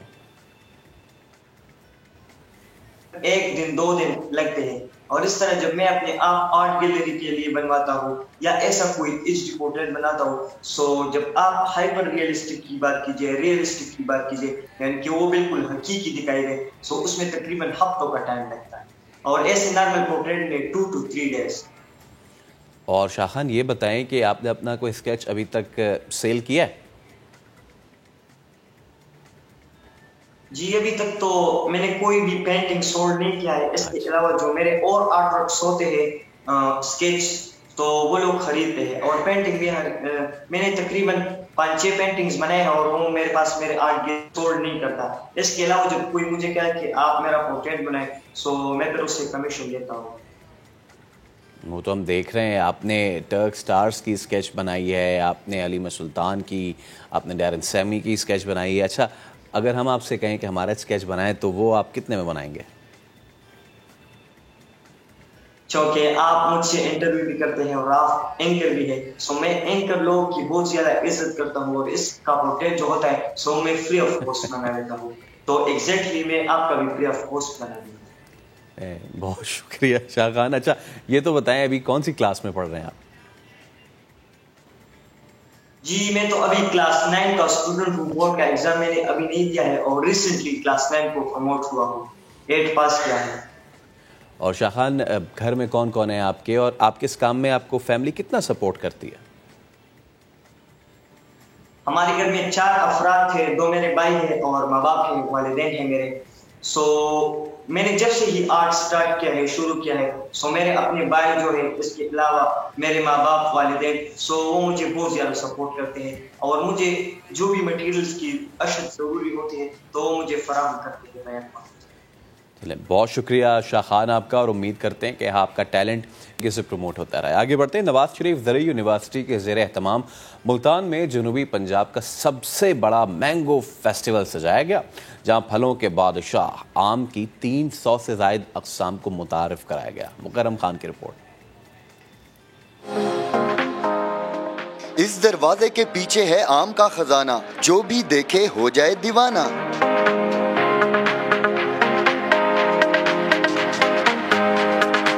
نواز شریف زرعی یونیورسٹی کے زیر اہتمام ڈی ایچ اے ملتان میں مینگو فیسٹیول کا انعقاد ہوا تو شہریوں کی بڑی تعداد امڑ آئی۔ 50 گروورز ہیں جو اپنا جو آم لے کے آئے ہوئے ہیں، انہوں نے سٹال لگائے ہوئے ہیں۔ इसी तरह इंडस्ट्री जो एग्रो इंडस्ट्री है, जो मैंगो को सर्व करती है, उसके भी तकरीबन 45-50 स्टॉल उनके हैं। जनूबी पंजाब के सबसे बड़े मैंगो फेस्टिवल में आम की 300 से ज्यादा अक़साम सजाई गयी, जिन्हें देखकर सब हैरान रह गए। मैं खानेवाल से आई हूँ और एक ही छत के नीचे बहुत सारे आमों की वैरायटीज देख के मुझे बहुत अच्छा लगा। आम सबका फेवरेट होता है, बट जब इतने सारे आम आते तो समझ नहीं आती कि बंदा क्या खाए। 3 रोजा मैंगो फेस्टिवल में जनूबी पंजाब के सैकड़ों फार्मर्स ने आम की वैरायटीज को मुतारिफ कराया, जबकि शुरा रंगारंग फेस्टिवल से खूब महसूस हुए। कैमरामैन अदनान सियाल के साथ मुकरम खान, समा, मुल्तान। और अब आपको दिखाते हैं बुरेवाला में होने वाली खाना बदोशों की शाहाना शादी। देखने वाले देख के हो गए हैरान। शादी का अहवाल बता रहे हैं असगर अली जावेद। न दूल्हे मियां करोड़पति है, न दुल्हन लखपति। ये तो फुटपाथ पर रहने वाले खाना बदोशों की शादी है, जिसे देखने वाले हैरान रह गए। लग्जरी गाड़ियों में बारात आई, नोटों की बरसात आई,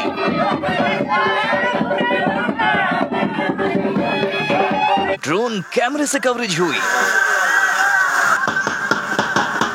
बहुत इस गल तो इन्हां ते बहुत मुतासर होए हैं कि भी ये मंगदे हैं लोग 10-10 रुपए थोड़े मेरे तो ही।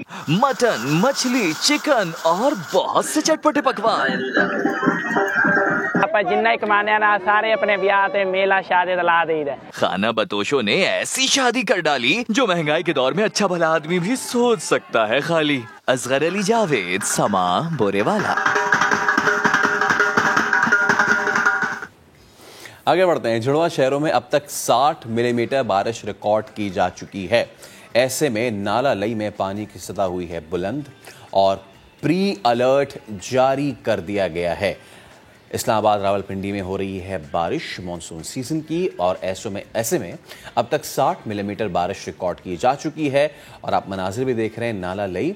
कुछ मनाजिर पहले भी आए थे कि जहां पर इसकी इस बार की सफाई के मनाजिर थे, लेकिन अब यहां पर इसकी सतह हो रही है बुलंद और प्री अलर्ट जो है वो जारी कर दिया गया है। जुड़वा शहरों में हो रही है बारिश, और बारिश जो है वो 60 मिलीमीटर बारिश अब तक रिकॉर्ड की जा चुकी है।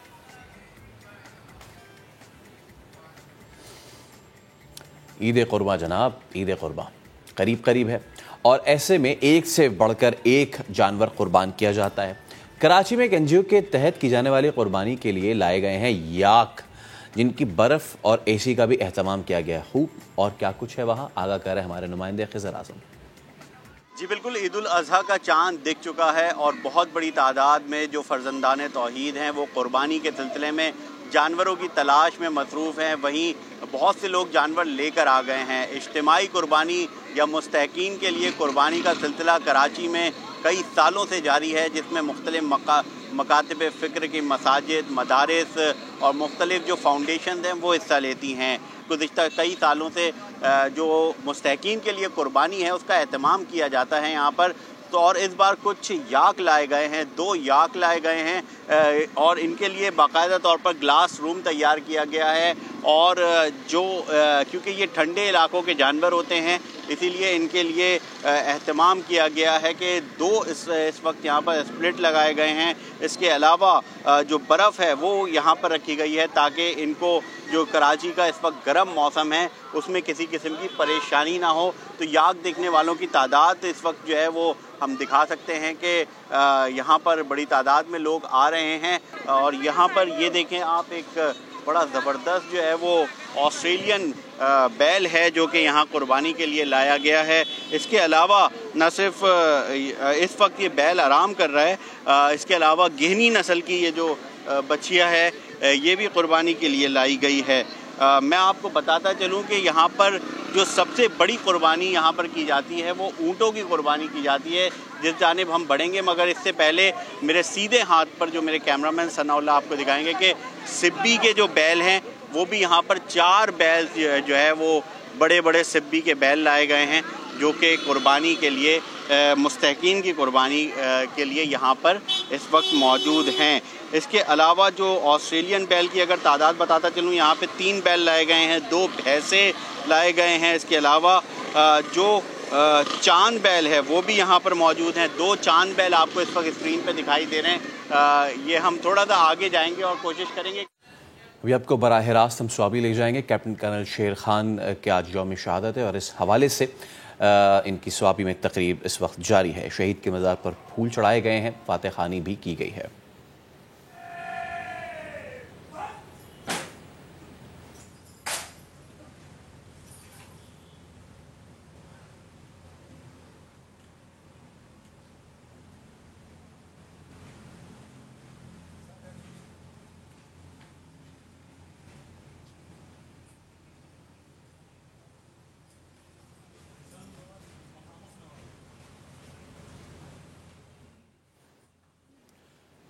فخر سوابی, فخر پاکستان, کیپٹن کرنل شیر خان. دلیری, فرض, شجاعت کا استعارہ. سول عسکری حکام اور شہید کے لواحقین اس تقریب میں شریک ہیں. کیپٹن کرنل شیر خان اپنی بہادری اور شجاعت کے لیے ہمیشہ جانے جاتے رہیں گے, کیونکہ captain colonel Sher Khan گلتری region کے اس علاقے میں شہید ہوئے جہاں دشمن ان کی تعداد میں 5 گنا تھا, لیکن اس 5 گنا دشمن کی نفری کو کئی دن تک پسپا کیے رکھا, اور اس حد تک کہ دشمن کی بریگیڈ کے کماندار نے یہ کہا کہ اگر کسی کو نشان حیدر ملنا چاہیے تو وہ کیپٹن کرنل شیر خان ہے. 1994 سے لے کے 1999 تک پاک فوج میں انہوں نے ملازمت کی اور کیپٹن رینک پہ وہ شہید ہوئے. 27 سندھ ریجمنٹ اور اس کے بعد جو پاکستان کی فوج کا فخر ہے 12 ناردرن لائٹ انفینٹری, 12 NLI, کہ جس سے دشمن تھر تھر کانپتا ہے, دشمن خوف کھاتا ہے. پہاڑوں کے بیٹے نے پہاڑ پر شہادت نوش کی تھی اور نشان حیدر کیپٹن کرنل شیر خان کو دیا گیا تھا. کارگل کی جنگ کہ جہاں پہ کئی پاکستان کے عظیم سپوتوں نے اپنے سے کئی گنا بڑی فوج کو دن میں تارے دکھائے تھے اور رات میں خوف و ہراس میں مبتلا کر رکھا تھا. کئی بار ایسے حملے ہوئے کہ جہاں پر پسپا ہونا یقینی تھا, لیکن پاک فوج کے اس آہن صفت بیٹے نے اپنے چند مٹھی بھر ساتھیوں اور چند ہی مٹھی بھر اسلحے کے ساتھ اس فوج کا مقابلہ کرتے رہے, اس بزدل فوج کا مقابلہ کرتے رہے اور بالآخر 5 جولائی 1999 کو 29 سال کی عمر میں جام شہادت نوش کیا. نہ صرف تمام تر پاکستان بلکہ دشمن فوج بھی ان کے اس شجاعت کو, ان کے اس دلیری کو, ان کے اس بہادری کو ایکسیپٹ کرتی ہے اور باضابطہ پاک فوج کو خط لکھا گیا کہ کیپٹن کرنل شیر خان کو نشان حیدر سے نوازا جائے. نک نیم کیپٹن کرنل شیر خان کو لائن آف کارگل دیا گیا تھا اور بہت ہی یہ اہم کہانی ہے کہ جس کو سنانا بہت ضروری ہے. شیر خان ایک بہت ہی بہادر بچے تھے اور جس وقت یہ بڑے ہو رہے تھے تو انہوں نے کہا کہ مجھے فوج میں جانا ہے. ان کے بڑوں نے کیونکہ ان کا نام کرنل شیر خان رکھ دیا تھا, کئی بار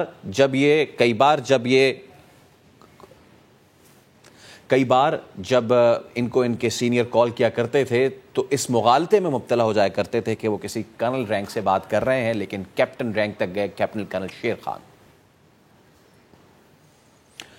اب ہم آگے بڑھتے ہیں اور ہم جیسے کہ بات کر رہے تھے اس سے پہلے کہ ملک بھر میں عید قربان جو ہے وہ قریب قریب ہے, ایسے میں مویشی منڈی جو ہے ان کی صورتحال کیا ہے. فیصل آباد سے سب سے پہلے رضا صندوق سے ہم بات کرتے ہیں. رضا بتائیے گا یہاں پر کیا صورتحال ہے اور کیا سچویشن ہے. ملتان میں بھی ہم اپنے نمائندے سے بات کریں گے, سب سے پہلے فیصل آباد کا رخ کرتے ہیں. جی رضا. جی بالکل, چونکہ بقرہ عید کی آمد ہے اور ہمیں اس وقت تو ہر گلی محلے میں چند دن کے مہمان, بکرے, بچڑے اور اس طرح کے بڑے خوبصورت جانور نظر آ رہے ہیں اور سب سے زیادہ رونق میلہ جو ہے وہ مویشی منڈیوں میں لگا ہوا ہے. میں فیصل آباد کی نیاموانہ مویشی منڈی میں موجود ہوں اور یہ 46 ایکڑ رقبے کی فیصل آباد کی ایک بڑی مویشی منڈی ہے جہاں پر 10 لاکھ کے قریب جانور جو ہیں وہ लाए गए हैं। बात करें हम जानवरों की ख़रीदारी की तो जो बछड़े हैं अगर उनकी बात करें तो वो काफ़ी ज़्यादा मुख्तलिफ रंगो नस्ल के लाए गए हैं। ऑस्ट्रेलियन है, बरहमन है, साहिवाल हैं और बकरों की भी खासी इकसाम और राजनपुरी हैं और बड़े खूबसूरत लाए गए हैं। लेकिन इनकी ख़रीदारी की अगर हम बात करें तो जो बकरे हैं वो बछड़ों के मुकाबले में ज़्यादा फ़रोख्त हो रहे हैं, क्योंकि जैसा कि लंपी स्किन जो डिज़ीज़ आई उसकी वजह से लोगों में खौफ भी पाया जाता है। लेकिन दूसरी जो बड़ी वजह ये है कि बछड़ों की जो कीमत है वो भी ज़्यादा है। तो ऐसे में जो ख़रीदार हैं वो बकरों को ही ख़रीदना जो है वो मुनासिब समझ रहे हैं। यहाँ पर मैं पूछूं कि ये दाम है क्या यहाँ पर 2 लाख से लेकर 10 लाख तक के जो बछड़ों के दाम बताए जा रहे हैं और 40,000 से लेकर 2 लाख तक के बकरे यहाँ पर मौजूद हैं। फैसलाबाद में तो हमने देख लिया कि क्या दाम है। अब जरा मुल्तान का रुख करते हैं। मुकर्रम, आप जरा बताएं यहाँ पर क्या दाम चल रहे हैं और लोग खुशी खुशी खरीद रहे हैं या फिर शिकवा कर रहे हैं कि जी मंडी बड़ी ऊंची है? देखें जी, खुशी तो जो नहीं आ रहे यहाँ पे, उसके हर शख्स की ये कोशिश तो है कि खूबसूरत और तगड़ा बकरा ख़रीदा जाए, तगड़ा जानवर ख़रीदा जाए कुर्बानी के लिए। लेकिन रेट इतने ज़्यादा हैं कि शहरी बहुत ज़्यादा परेशान है। और इस वक्त मैं जनूबी पंजाब की सबसे बड़ी मंडी सामूराना मंडी में मौजूद हूँ, जहाँ पर मुख्तलिफ़ अक़साम के बकरे, जानवर, दुम्बे यहाँ पर मौजूद हैं। और जिस कदर खूबसूरत और तगड़े बकरे हैं और जानवर हैं, उनके रेट भी उतने तगड़े हैं। और शहरी भी मेरे साथ मौजूद हैं, उनसे बात भी करने की कोशिश करते हैं जो यहाँ पे ख़रीदार हैं। क्या कहना चाहेंगे, क्या ख़रीदने के लिए आएंगे हैं और रेट कैसे देख रहे हैं आप? अस्सलाम वालेकुम। यहाँ पे हम तो वैसे बकरा बाय करने आए हैं, लेकिन जैसे सूरत हाल यहाँ मंडी की लग रही है और महंगाई को देखते हुए तो यहाँ पे बकरों के जो रेट है ना वो बहुत ही हाई जा रहे हैं। हड़ाबड़ी सी मची हुई है यहाँ पे। तो इसमें मतलब ये है कि जिस बकरे की खूबसूरती है उसके रेट 80 से 90 तक जा रहे हैं, 90,000 तक जा रहे हैं। और बाकी जो इनकी खूबसूरती नहीं है वो भी हाई प्राइस में 50 to 40 इसके राउंड अबाउट वो चलें जी। तो ये इनकी जानिब से ये कहना है कि ये तो आपने बता दिया, यानी कि फैसलाबाद और मुल्तान की जो मंडियां हैं वहाँ पे जो दाम है वो तकरीबन सेम है। और वो दाम क्या है, वो तो दाम इतने ज़्यादा हैं। 40,000 से बकरों की मार्केट शुरू हो रही है और 2-2 लाख तक जा रही है। अब ज़रा लाहौर का रुख कर लेते हैं। अली रज़ा हमारे साथ मौजूद हैं। अली, यहाँ पे मंडी ठंडी है या फिर यहाँ भी रेट्स जो हैं वो बड़े हाई चल रहे हैं?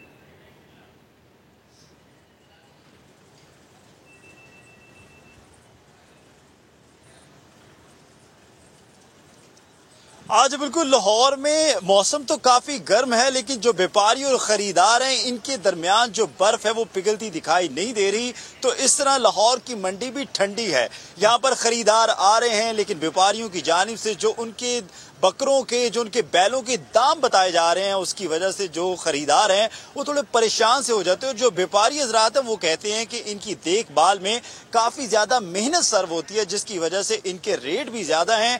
इस वक्त हम लाहौर की दूसरी सबसे बड़ी मवेशी मंडी वलंशिया टाउन में मौजूद हैं और यहाँ पर जो राजनपुरी बकरे हैं वो सबकी तवज्जो का मरकज बने हुए हैं। खूबसूरत आंखें, खूबसूरत कदो कामत और अपने बेहतरीन रंग की वजह से दूर से आने वाले गाहक को अपनी तरफ मुतवज्जे करते हैं। लेकिन इनके जो रेट सुन के जो यहाँ पर आने वाले खरीदार हैं वो थोड़े परेशान से हो जाते हैं। इसी तरह ये सिलसिला अभी तक जारी है। चूंकि ईद में कम ही वक्त रह गया है, चंद ही दिन बाकी हैं, तो इसी वजह से लोग जोक यहाँ पर आ रहे हैं। लेकिन जो इनके और जो ग्राहकों के और जो व्यापारियों के दरमियान रेट हैं वो थोड़े अभी ना होते दिखाई दे रहे हैं। व्यापारी भी अपनी जगह पर दाम क्या है? और खरीदार मुल्तान और फैसलाबाद में तो हमने देख लिया कि 40,000 से बकरे शुरू हो रहे हैं, 2 लाख तक जा रहे हैं।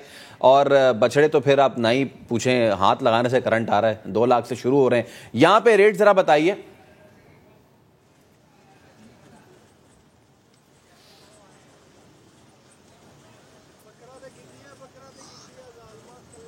جی بالکل, यहाँ पर अगर नॉर्मल बकरा अगर आप उसे खरीदना चाहते हैं, जैसे कि अभी एक खूबसूरत राजनपुरी बकरा है, ये देखें, ये एक नॉर्मल बकरा है, इसे अगर आप खरीदना चाहते हैं तो पास तकरीबन 80,000 रुपये होना चाहिए.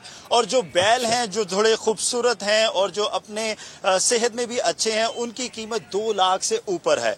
जो आप अच्छा बकरा खरीदना चाहते हैं जिसको देख के आपको लगे कि वाकई ही खूबसूरत जानवर है, तो उसकी कीमत लाख और 80 के दरमियान है. ठीक है जी, यहाँ भी यही सूरत हाल है, बल्कि यहाँ तो थोड़ी सी हमें ऊपर ही नजर आ रही है मार्केट. पंजाब का तो हमने रुख किया, आए अब जरा आहिस्ता आहिस्ता आहिस्ता सिंध का रुख करते हैं. साहिल जोगी हमारे साथ मौजूद है, हमारे नुमाइंदे सक्कर से. साहिल बताएं भाई, पंजाब में तो रेट बड़े ज्यादा हैं, सिंध की क्या सूरत हाल है? सर, जिस तरह से आपने बताया फैसल साहब के पंजाब की सूरताल महंगाई की वजह से जो है वही सेम सूरताल जो है सिंध की भी है. जहाँ के जानवर हैं उनके जो रेट है वो आसमानों से बातें कर रहे हैं. अगर हम बात करें बड़े जानवर की तो बड़ा जानवर जो है वो 6 से 8 और 10 लाख रुपए तक फरोख्त हो रहा है, और नॉर्मल जो जानवर है वो जो है 3 लाख से 6 लाख रुपए तक फरोख्त हो रहा है. अगर हम बकरे की बात करें तो जो छोटा बकरा है वो 50 से 1 लाख रुपए तक, और जो बड़ा बकरा है वो 1 लाख रुपए से 3 लाख रुपए तक भी फरोख्त हो रहा है. हम इस वक्त जो है मवेशी मंडी में मौजूद है. यहाँ पर जानवर जो है वो लाए गए हैं और खूबसूरत भारी भरकम जानवरों से जो मंडी है वो सज गई है, लेकिन ये मंडी जो है खरीदारों से खाली है. मैं इस वक्त मवेशी मंडी में मौजूद हूँ, लेकिन यहाँ पर ऐसे भी जानवर लाए गए हैं जिनकी जो कीमत है वो 15 लाख से 20 लाख तक है. मेरा कैमरामैन शायद ये दिखाए कि ये है वो जानवर जिनकी जो कीमत है 15 लाख से 20 लाख रुपए तक इनकी जो है बोली लगाई गई है. लेकिन यहाँ पर ये मवेशी मंडी है, इस तरह से सारी मवेशी मंडी इन भारी भरकम जानवरों से भरी हुई है, लेकिन खरीदारों से खाली है. तो यहाँ के शहरियों ने जिस तरह से महंगाई है तो उस महंगाई का तोड़ ये निकाला है कि जो कुर्बानी है वो इज्तिमाई कुर्बानी को तरजीह दे रहे हैं. और यहाँ पर जो है जो भी लोग आ रहे हैं, 4-4, 5-5 लोग आ रहे हैं टोलियों की सूरत में और इज्तिमाई कुर्बानी करने के लिए, क्योंकि महंगाई है. महंगाई के पास लोगों का ये कहना है कि एक जानवर और कुर्बानी करना मुश्किल हो गया है, लेकिन हम साथ में मिलकर इज्तिमाई कुर्बानी कर रहे हैं, जो इस्लामी फरीजा भी अदा हो जाएगा और ये भाईचारे का भी बड़ा मिसाल है. अच्छा. और इस हवाले से मैं ये भी बताता चलूं कि यहाँ पर मवेशी मंडी कायम की गई है, लेकिन यहाँ पर कोई भी पानी की अच्छा साहिल, ये तो आपने यकीनन ऐसी बात की है कि जो काफी अरसे से इस पे लोग जो है वो सोच रहे हैं कि इज्तिमाई ही कर लें. रिदा के पास मैं फिर चलूंगा फैसलाबाद. और रिदा, ये तो आपने जो मंडी दिखाई है ये तो टेंट वर्क के नीचे आपने दिखा दी है. मैं चाहूंगा ये जरा देखने वालों को बताएं, ये जो टेंट के नीचे जानवर है ये महंगा है, जो टेंट के बगैर जानवर खड़ा होता है ना मंडी में दूर दराज, वो भी उतना ही महंगा है, या वहां पे थोड़े लोग कह सकते हैं कि भाई हम यहां से आके खरीद लेते हैं? इसमें रेट का जो फर्क वो महसूस हो रहा है. यानी अगर टेंट के नीचे आपको जानवर कोई 6 लाख का मिल रहा है तो टेंट के बगैर उसकी कीमत थोड़ी कम होगी, 50,000 होगी. यानी उन्होंने अपनी हिसाब से ही कि किस तरह के जानवर हैं, उनको कितनी मतलब के केयर देनी, उस हवाले से किया हुआ है. क्योंकि टेंट के बगैर हमने जो जानवर देखे हैं वो इतने, जिसे हम कहते हैं ना, तगड़े और पले पलाए तो नहीं हैं. मुनासिब से जानवर हैं और उनके रेट भी मुनासिब मिल रहे हैं. लेकिन अगर खूबसूरती की और उनके पला होने की और उनकी बड़ी एक ख़ास नस्ल होने की बात की जाए तो वो टेंट के नीचे मौजूद हैं. व्यापारियों को भी पता है हमारे ख़ास जानवर हैं और उनको हमने बड़े एक लाड प्यार से और बड़ा अच्छा बड़ा किया है, तो उन्होंने उनको टेंट के नीचे की सहूलत दी हुई है. अच्छा, ये बिल्कुल रिदा आप सही कह रही है. वो ये लगता है कि टेंट के नीचे वाली जो किराया ना वो भी जानवर में डाल के वसूल करते हैं. अब हम रुख करते हैं जरा हैदराबाद का, और हैदराबाद की जो मंडी है उसमें सूरत हाल क्या है. इम्तियाज हमारे साथ मौजूद हैं. इम्तियाज, जरा बताएं हैदराबाद में क्या इस वक्त दाम चल रहे हैं?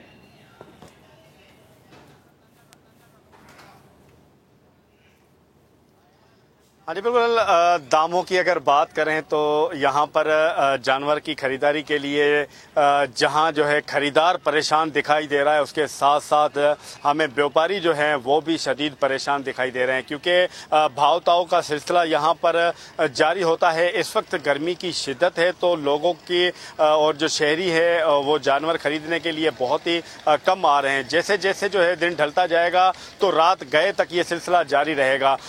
मंडी के अंदर जो है जानवरों के जो रेट हैं वो आसमानों से बातें कर रहे हैं। खरीदारों को अपने मनपसंद रेट पर जो है वो जानवर नहीं मिल रहे हैं, तो व्यापारी जो हैं वो भी शदीद परेशान दिखाई दे रहे हैं, क्योंकि व्यापारी जो रेट तय करके आए हुए हैं कि ये जानवर इतने में हमने खरीदा था और इतने माह इसको हमने पाला है तो इतना खर्चा हुआ है और इतने में हम बेचेंगे, तो इस हिसाब से व्यापारी भी हमें हैदराबाद में जो है वो शदीद परेशान दिखाई दे रहे हैं। उसके साथ साथ व्यापारी भी जो है इंतहाई परेशान है। इस वक्त मैं मंडी में मौजूद हूँ। हटड़ी बाईपास के मकाम पर ये सब्जी मंडी कायम की गई है और यहाँ पे ये सारे के सारे जो व्यापारी वो भी परेशान है, लेकिन देखना है कि ये परेशान ये कीमतें कम करेंगे नहीं करेंगे। इम्तियाज, आपका बहुत शुक्रिया। हैदराबाद से आप अपडेट कर रहे थे, अली रज़ा लाहौर से अपडेट कर रहे थे, मुकर्रम मुल्तान, रिदा सिंधु फैसलाबाद और साहिल जोगी सक्खर से हम अपडेट कर रहे थे। तो हमने कोशिश की कि सिंध और पंजाब की मंडियों से आपको बताएं कि इस वक्त दाम क्या चल रहे हैं। तो मंडी रेट के हवाले से बड़ी ऊंची है, लेकिन सौदे बनाने के हवाले से मंडी है ठंडी। अभी ले रहे हैं एक ब्रेक, दोबारा हाजिर होंगे, हमारे साथ रहिए।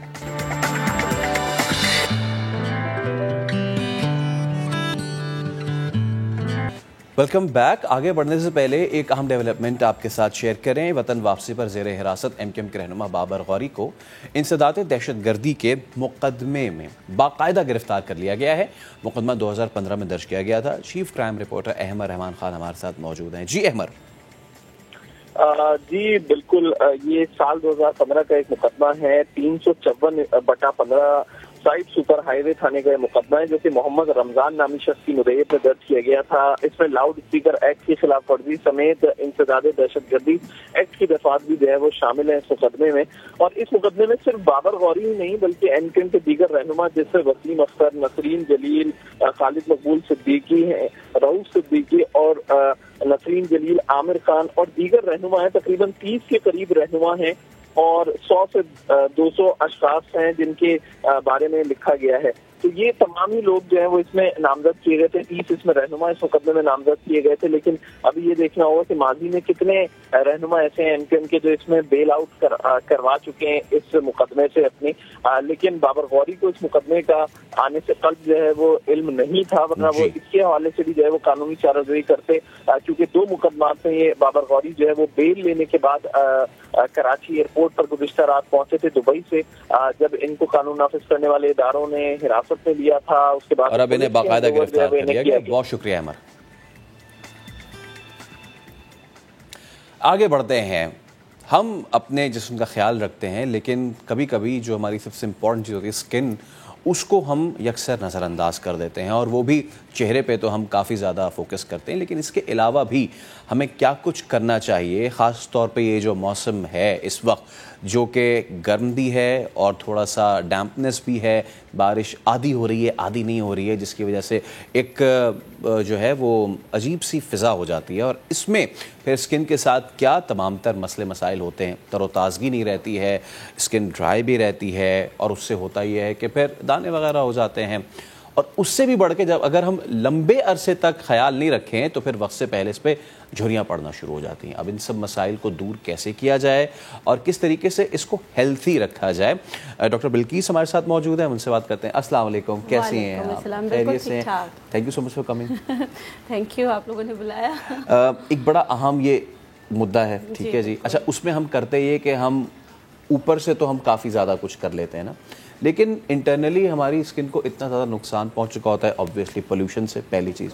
दूसरा, ख़ुद भी हम ख्याल नहीं रखते, हम समझते हैं कि बस 3 बार धो लिया और दैट्स इट। तो इस मौसम में रहते हुए क्या करना चाहिए हमें अपनी जिल्द के साथ कि वो सेहतमंद रहे? सबसे पहले ग़िज़ा का ख्याल करना चाहिए, क्योंकि हम जो खाएंगे वही नज़र आएंगे। अच्छा, कुछ लोग होते हैं कि उनको सिर्फ अपनी ज़बान का चटखारा पसंद होता है, वो हर मौसम में जंग से खा रहे होते हैं, एक किस्म का खाना खा रहे होते हैं। तो आप ये देखें कि इस मौसम के फ्रूट्स कौन से हैं। तो आप देखें मेलन फैमिली भी है इस मौसम में, एप्रिकॉट है, आलू बुखारे हैं, ये सारी चीज़ें ये आपकी स्किन को हाइड्रेट रखने में आपकी मदद करती है। क्योंकि जैसे आपने कहा, इस वक्त जब बारिशों का मौसम होता है तो चिपचिपा सा हो जाता है स्किन, और ऐसा लगता है जैसे कहीं ऑयल बहुत आ रहा होता है और कहीं ऑयल आ ही नहीं रहा होता है। हर स्किन रिएक्ट करती है मौसम के हिसाब से। कुछ की इस मौसम में स्किन ड्राई हो जाती है, कुछ की ऑयली हो जाती है, कुछ की कॉम्बिनेशन हो जाती है। टी जोन जो है वो ऑयली हो जाता है, बाकी ड्राई हो जाता है। تو بجائے لگانے کے اپنے آپ کو ہائیڈریٹ رکھیں. یہ موسم جس میں آپ کو پسینہ زیادہ آتا ہے, تو اسی موسم کے آنے سے پہلے جو فالسے آ جاتے ہیں, پھر ابھی جامن ہے, پھر ایپریکاٹ ہے, یہ فروٹس جو ہے نا سیزنل فروٹس, عام پھلوں کا بادشاہ, یہ ضرور کھائیں بھی. اور اسی سے میں ماسک بنانا بتا دیتی ہوں. ایک کمبینیشن اسکن کے لیے ہے, اور اگر آپ کی ڈی ہائیڈریٹ اسکن ہے اور آپ کی اسکن پہ پگمنٹیشن ہے, آئلی ہے, کچھ بھی ہو, تو آپ یہ ماسک آرام سے لگا سکتے ہیں. پیچ ٹیسٹ کر لیجئے گا, ہر ایک کو سوٹ نہیں کرتا.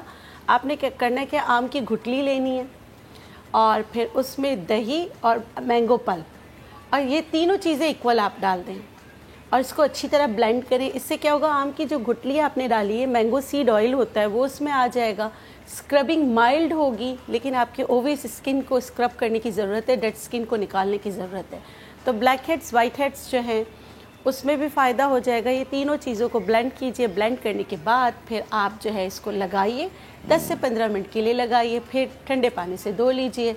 جب بھی آپ اپنی اسکن کو ٹریٹ کریں, فوراً پھر یو وی ریزز میں نہ جائیں, چولہے کے پاس نہ جائیں, اور پھر کوئی کیمیکل چیز نہ لگائیں. جیسے آپ نے اس کو ٹریٹ کر, آپ کہیں گے میں جلدی سے سن بلاک لگا کے باہر چلی جاؤں, تو یہ نہ کریں, کیونکہ آپ نے اسکن کو ایک فوڈ دیا ہے, اس کو ایک خوراک دی ہے. تو اسکن فوڈ کو ایبزارب ہونے میں ٹائم لگتا ہے. آپ اس کو اگر ہٹا بھی دیتے ہیں تو آپ کے پورس کے اندر وہ جا چکا ہوتا ہے.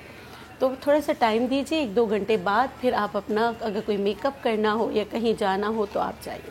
تو یہ چھوٹی چھوٹی ریمیڈیز ہے. اگر اس موسم میں کسی کی اسکن بہت زیادہ آئلی ہوتی اور آئلی ہونے کی وجہ سے دانے نکلتے ہیں, تو آپ کے گھر میں گرین ٹی تو ہوتا ہے, بالکل, آپ گرین ٹی کو ابالیں, یا ایک ساشے لیا, اس میں کھولتا گرم پانی ڈال دیا, ایکسٹریکٹ نکل آیا, آپ کی دوا تیار ہو گئی. ارے واہ. آپ نے ٹھنڈے پانی سے چہرے کو صاف کیا, اور آپ اچھی طریقے سے اس کا اسپرے کریں اور اس کو ٹیپ کریں. آپ دیکھیں گے کہ آئل بھی کنٹرول ہوگا نیچرلی. آپ کا وہ آئل جو آپ کو ضرورت ہے وہ نہیں ڈیمیج ہوگا, اور جو ایکسیسو آئل آ رہا ہے وہ کنٹرول ہوگا. پورز جو ہے وہ منیمائز ہوں گے, آپ کی اسکن گلو کرے گی. چھوٹی چھوٹی ریمیڈیزیں کر لی جائے تو بہت اچھا ہے. اچھا آپا, ایک چیز یہ کہ ایک تو ہم آبویسلی کراچی سے تھوڑا سا اگر باہر نکلیں, ابھی بہت سارے لوگ, ابھی عید آ رہی ہے تو ابھی جائیں گے اوپر ناردرن ایریاز میں, ڈرائی زون میں. ہاں, وہ ڈرائی زون میں. ایک تو یہ, دوسرا ہے کہ وہاں پہ اس شہر کے مقابلے میں اتنا زیادہ اچھا ویدر ہوتا ہے, ڈائریکٹ ریز بھی آپ کو مل رہی ہوتی ہیں, جس کے بارے میں کہا جاتا ہے کہ صبح صبح جی آپ بیٹھ جائیں تو بال آپ کے بڑے اچھے ہو جاتے ہیں. بڑے لوگ وہاں سے ٹین ہو کے آتے ہیں, شکایت کرتے ہیں ایسا ہو گیا ویسا ہو گیا. میں چاہوں گا ذرا بتائیں کہ یہ برا ہوتا ہے یا پھر یہ اچھا ہوتا ہے اسکن کے لیے؟ اچھا دیکھیے, سب سے پہلے اگر آپ سورج کی روشنی صبح جیسے 6 بجے سے 9 بجے تک کی روشنی میں آپ جاتے ہیں, اور آپ 5 منٹ بھی اس سورج کی روشنی میں بیٹھتے ہیں, تو آپ کے کینسر سیلز جو ہیں آپ کی باڈی میں ڈیولپ ہو رہے ہیں, تو وہ ڈسٹروائے ہونا شروع ہوتے ہیں. نمبر 1, سب سے پہلے ہیلتھ بینیفٹ آپ کو یہ ملتا ہے, ٹھیک ہے. اچھا, دوسرا, ٹیننگ آپ اپنی وجہ سے ہو رہے ہیں نا. آپ ڈرائی زون میں گئے تو آپ کو سن بلاک وغیرہ لگانا ہے. اچھا, وہاں نیچر نے کیا دیا ہے, وہاں اللہ غفور الرحیم نے بڑا انصاف کیا ان لوگوں سے. میں خود چترال کی ہوں, وہاں ایپریکاٹ ہے, ایپریکاٹ کرنل آئل بھی ہے. آپ آفٹر سن تھیراپی کریں. ہو سکتا ہے کہ آپ کا جو سن اسکرین جو آپ نے لی ہے وہ اس یو وی ریزز کو مقابلہ نہیں کر پا رہا. آفٹر سن تھیراپی وہاں پر ایپریکاٹ ہے. آپ نے 3 سے 4 لیے. دہی آپ کو سوٹ کرتا ہے, آپ دہی لے لیں. اگر آپ کو دودھ سوٹ کرتا ہے تو آپ دودھ کا استعمال کریں. بلینڈ کریں, آپ کی کریم بن گئی. اچھی طریقے سے لگائیں 1 گھنٹے کے لیے, چہرہ دھو لیں, ٹیننگ غائب ہو جائے گی. اس کو کہتے ہیں آفٹر سن تھیراپی. ہمارے یہاں آفٹر سن تھیراپی بھی نہیں, کیونکہ تھک جاتے ہیں لوگ, گھوم کے وہ سو جاتے ہیں. مطلب آپ اپنی اسکن کو ٹائم دیں تو اس سے آپ کی اسکن اچھی ہو جائے. بہت شکریہ آپا, آپ تشریف لائیں. اور کہنا یہ چھوٹی چھوٹی ٹپس ہوتی ہیں نا, یہ آگے کے لیے بڑی کارگر ثابت ہوتی ہیں. تو وہ لوگ جو کہ گھومنے پھرنے بھی جا رہے ہیں, وہ صرف یہ نہ کریں کہ وہ گھومو پھرو تھک کے سو جائیں, بلکہ اپنی اسکن کا بھی خیال رکھیں. آگے بڑھتے ہیں ذرا. سجنے سورنے کے لیے خوبصورت ملبوسات کے ساتھ ساتھ جو آپ کا میک اپ ہوتا ہے اور جو اچھا ہیئر ڈو ہوتا ہے وہ بڑا ضروری ہوتا ہے. فیشن اور میک اپ انڈسٹری ویسے بہت تیزی سے ترقی کر رہی ہے اور ہر گزرتے وقت کے ساتھ ان چیزوں کی اہمیت میں ہوتا جا رہا ہے اضافہ. جس طرح کپڑے موسم کی مناسبت سے پہنے جاتے ہیں اسی طرح میک اپ بھی ہر موسم میں الگ ہوتا ہے. آج کل کس طرح کے میک اپ کا ٹرینڈ چل رہا ہے یہ ہم جانتے ہیں. آج ہم نے اپنے شو میں انوائٹ کیا ہے بیوٹی ایکسپرٹ نایاب ذیشان کو. نایاب السلام علیکم, بہت شکریہ نیا دن سے گفتگو کرنے کے لیے. مجھے بتائیے گا کہ آج کل کا یہ جو موسم ہے اینڈ اس کے حساب سے عید بھی آتی جا رہی ہے, واٹس ٹرینڈنگ ان؟ آج کل بس ٹرینڈ چل رہا ہے ڈفرینٹ. پہلے زمانے اور تھے, اب زمانہ اور ہے. پہلے میک اپ بہت ڈارک ٹون میں کیا جاتا تھا, آج کل میک اپ بالکل نیوڈس چل رہے ہیں, بہت لائٹ میک اپ چل رہا ہے. اوپر سے ہمارا ایٹماسفیئر اتنا گرم اور گرمی, پسینے اور اس سارے ایٹماسفیئر میں اتنا ڈارک میک اپ ویسے ہی سوٹ نہیں کرتا. تو میک اپ آج کل سافٹ چل رہا ہے, لپسٹک بھی سافٹ چل رہی ہے. اگر آئی میک اپ بہت ڈارک ہے تو لپسٹک سافٹ ہے, اگر لپسٹک سافٹ ہے تو پھر آئی میک اپ تھوڑا سا ڈارک ہے اور تھوڑا سا شمری. اور ڈپینڈ کرتا ہے کلائنٹ پہ بھی کہ کلائنٹ کو کیا چاہیے اس وقت, اس کی مرضی کیا ہے. اور ٹرینڈنگ میں تو آج کل سافٹ میک اپ نیوڈز میں جا رہا ہے, بہت سافٹ سا پنکش میں, نیوڈ کلرز میں, اسکن ٹونز میں, نو میک اپ لک آپ اس کو کہہ سکتے ہیں. یعنی کہ وہ جو ایک ہوتا تھا نا پہلے بھاری بھرکم سا, اور اپنے آپ کو میں چاہوں گا کہ نایاب اس پہ ذرا لوگوں کو پلیز وہ گائیڈ کریں کہ ہمارے یہاں خوبصورتی کی علامت سمجھا جاتا ہے بہت زیادہ بھاری بھرکم میک اپ, ایسا نہیں ہے. یہ ذرا اس پہ ذرا گائیڈ کریں. دیکھیں لوگوں کو آہستہ آہستہ اویئرنیس تو آ رہی ہے. مطلب لائک اگر آپ پیچھے 10 سال پیچھے چلے جائیں تب کا میک اپ اٹھا لیں اور اب کا میک اپ میں اٹھا لیں تو زمین آسمان کا فرق ہے. کچھ ہمارے میک اپ آرٹسٹ ہیں, ہم لوگ بھی ہیں, مطلب اس چیز کو لے کے چل رہے ہیں. ہم لوگ پہلے کنسلٹیشن کرتے ہیں ایک برائڈ کے ساتھ, ایک کلائنٹ کے ساتھ. آئی ایم اے کاسمیٹولوجسٹ, تو بیوٹی ایکسپرٹ, جس میں ہم پہلے اس کا مائنڈ سیٹ دیکھتے ہیں کہ وہ چاہ کیا رہا ہے. مطلب برائڈ کیا چاہ رہی ہے, ماڈل کیا چاہ رہی ہے, اور اس کو کس قسم کا میک اپ چاہیے, یہ اس کو لک کون سی چاہیے. اگر دیکھیں اگر اس کا ڈریس اتنا ڈارک ہے اور وہ اسی ڈارک میں ڈارک میک اپ کروانا چاہ رہی ہے, نہ تو وہ ٹرینڈنگ میں اور نہ وہ اچھی لگے گی. اب وہ چیزیں بہت پرانی ہو گئی ہیں. آپ جتنا اپنی اسکن کو ہیلدی رکھیں گے, آپ جتنے اچھے لگیں گے, آپ کا میک اپ بھی اتنا اچھا لگے گا. آپ اس پہ ہلکا سا بھی میک اپ کرتے ہیں, آپ کی لکس نکلتی ہیں. آپ بہت شارپ میک اپ کرنے سے آپ اپنی ایج سے بھی بڑے لگتے ہیں, ٹھیک ہے. اور میک اپ ایک ایسی چیز ہے جو آپ کی بیوٹی کو انہینس کرنا چاہیے, نہ کہ آپ کی پرسنالٹی کو چینج کرتے, ٹھیک ہے. آپ انسان اللہ تعالیٰ نے سب کو ہی خوبصورت بنایا, آپ اس کو ہلکا سا ٹچ اپ کریں, آپ اسی میں ہی اتنے خوبصورت لگیں کہ آپ کو اتنی آرٹیفیشل چیزوں کی ضرورت نہ پڑے. اور دوسرا میں خود پرسنلی مطلب I don't like red colour lipstick and dark colours. تو light and soft makeup میں آپ کی لکس جتنی اچھی لگتی ہیں آپ ینگ لگتے ہیں, ایکچولی ینگ لگتے ہیں. اور کچھ ایجڈ لوگ بھی آتے ہیں, کچھ ایسے لوگ بھی آتے ہیں جو میک اپ وہاں پہ ڈارک اسموکی آئیز چاہیے, ہمیں ریڈ لپسٹک چاہیے, اور چھوٹی ایج کے ہوتے ہیں بٹ اپنی ایج سے بڑے لگنے لگ جاتے ہیں بیکاز آف میک اپ. تو میک اپ آپ کو تھوڑا سافٹ, جتنا آپ سافٹ دیں گے آپ اپنی لک کو ینگ رکھیں گے. تو میرا خیال ہے کہ لوگوں کو اویئرنیس ہونی چاہیے کہ آپ کو سوٹ کیا کرتا. اچھا نایاب, اب میں چاہوں گا کہ تھوڑا سا ہم فوکس کریں. یہ جو بیوٹی پروڈکٹس آ گئی ہیں, آپ نے دیکھا ہوگا مختلف ڈیجیٹل پلیٹ فارمز پہ کہا دیا جاتا ہے کہ جی آپ یہ, کیونکہ میں یہ استعمال کر رہا ہوں یا میں استعمال کر رہی ہوں اس لیے آپ بھی یہ کریں. کتنا زیادہ ضروری ہے ایک کلائنٹ کے لیے یا ایک پروڈکٹ یوزر کے لیے کہ وہ ان چیزوں پہ ڈپینڈ نہ کرے بلکہ خود دیکھے کہ اس کو کیا چیز سوٹ کرتی ہے؟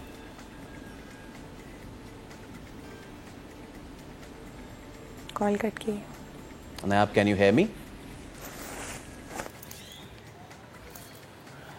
تو پھر ہم رابطہ کرنے کی کوشش کر رہے ہیں کہ کس طریقے سے آپ, اور ابھی جو ہم بات کریں گے وہ یہی بات کریں گے کہ اکثر ہم نے دیکھا ہوگا کہ مختلف سوشل میڈیا پلیٹ فارمز پہ, ڈیجیٹل میڈیا پلیٹ فارمز پہ بتا تو دیا جاتا ہے کہ جی یہ پروڈکٹ ہے اور اس سے بالکل ہی سمجھے کہ میجک ہو گیا کچھ ہی دیر میں.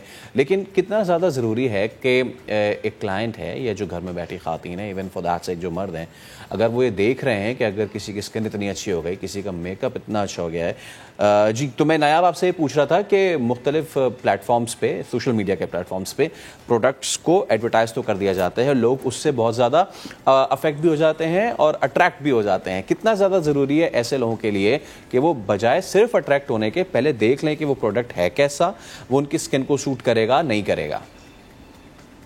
دیکھیں ایز اے کاسمیٹالوجسٹ میں ہر پیشنٹ کو, ہر کلائنٹ کو ایک ہی بات کرتی ہوں کہ مارکیٹ میں پڑی ہوئی ہر چیز آپ کے لیے نہیں بنی ہوئی. آپ کو ضروری نہیں ہے. ایک تو سب سے پہلی بات میں مینشن کروں گی, اپنے ہر شو میں مینشن کرتی ہوں, میں اپنے کلینک میں بھی, کہ دیکھیں ہم لوگوں کو نا فوبیا ہے رنگ گورا کرنے کا, کہ ہم گورے ہو جائیں کسی طریقے سے. ٹھیک ہے, اب وائٹننگ کے نام پہ ہماری جتنی پروڈکٹس ہیں لوگ آنکھ بند کر کے پرچیز کر رہے ہیں کہ ہم بس گورے ہو جائیں. کوئی کریم, کوئی فیس واش, کچھ بھی اینی تھنگ جس پہ وائٹننگ لکھا ہوگا, کلائنٹ جائے گا اور کہے گا ہاں یہ بہت اچھا ہے. ٹھیک ہے, آپ وائٹننگ کریم لگا رہے ہیں, پھر اس کے بعد آپ کوئی سن بلاک یوز نہیں کر رہے, آپ کچھ بھی نہیں کر رہے. اور اچھا میک اپ پروڈکٹس بھی اسی طرح ہی ہیں. اگر آپ میک اپ لینے جا رہے ہیں, ضروری نہیں ہے کہ یہ پرائمر آپ کی اسکن کو سوٹ کرے, ضروری نہیں ہے کہ یہ فلاں برانڈ کا میک اپ آپ کو سوٹ کرے. میں تو صرف میں کسی بھی مہنگے برانڈ کو ریکمینڈ نہیں کرتی, نہ سستے برانڈ کو. جو چیز آپ کی اسکن کو سوٹ کرتا ہے وہی سب سے بیسٹ ہے. اب اس کے لیے آپ کسی بیوٹی ایکسپرٹ سے مشورہ کریں, کسی کاسمیٹالوجسٹ سے مشورہ کریں, پھر اس کے بعد کوئی چیز پرچیز کریں. ادروائز تو دیکھیں اسکن تباہ ہم اپنے ہاتھوں سے کرتے ہیں. ہمارے ڈیلی بیسس کی روٹینز اتنی خراب ہیں کہ ہم لوگ مود ہو کے سارا دن بھول جاتے ہیں کہ اب ہم نے اس پہ کچھ کرنا بھی. بالکل ٹھیک. پھر ہمارا ایٹماسفیئر اتنا گندا ہے, دھوپ اتنی زیادہ ہے, گرمی ہے, پولوشن ہے, ہمارے پورز اوپن ہوئے ہوتے ہیں, ہماری اسکن کی جو سپرفیشل لیئر ہے وہ ویسے ڈیڈ ہوتی ہے. تو ایسے ٹریٹمنٹس کروائیں جس سے آپ کی اسکن بھی ہیلدی رہے, ایسے فیشیلس کروائیں جس سے آپ کی اسکن ہائیڈریٹڈ رہے. دوسرا ایسے پروڈکٹس جس میں وائٹننگ, جس میں مرکری, جس میں اسٹیرائڈس کم ہو, ان کو پھر اوائڈ کریں. ٹھیک ہے, بہت شکریہ نیاب, آپ ہمارے ساتھ موجود. تو آج کے شو سے اتنا ہی, دیجیے اجازت. کل آپ سب کی ملاقات, رکھے اپنا خیال. اللہ حافظ.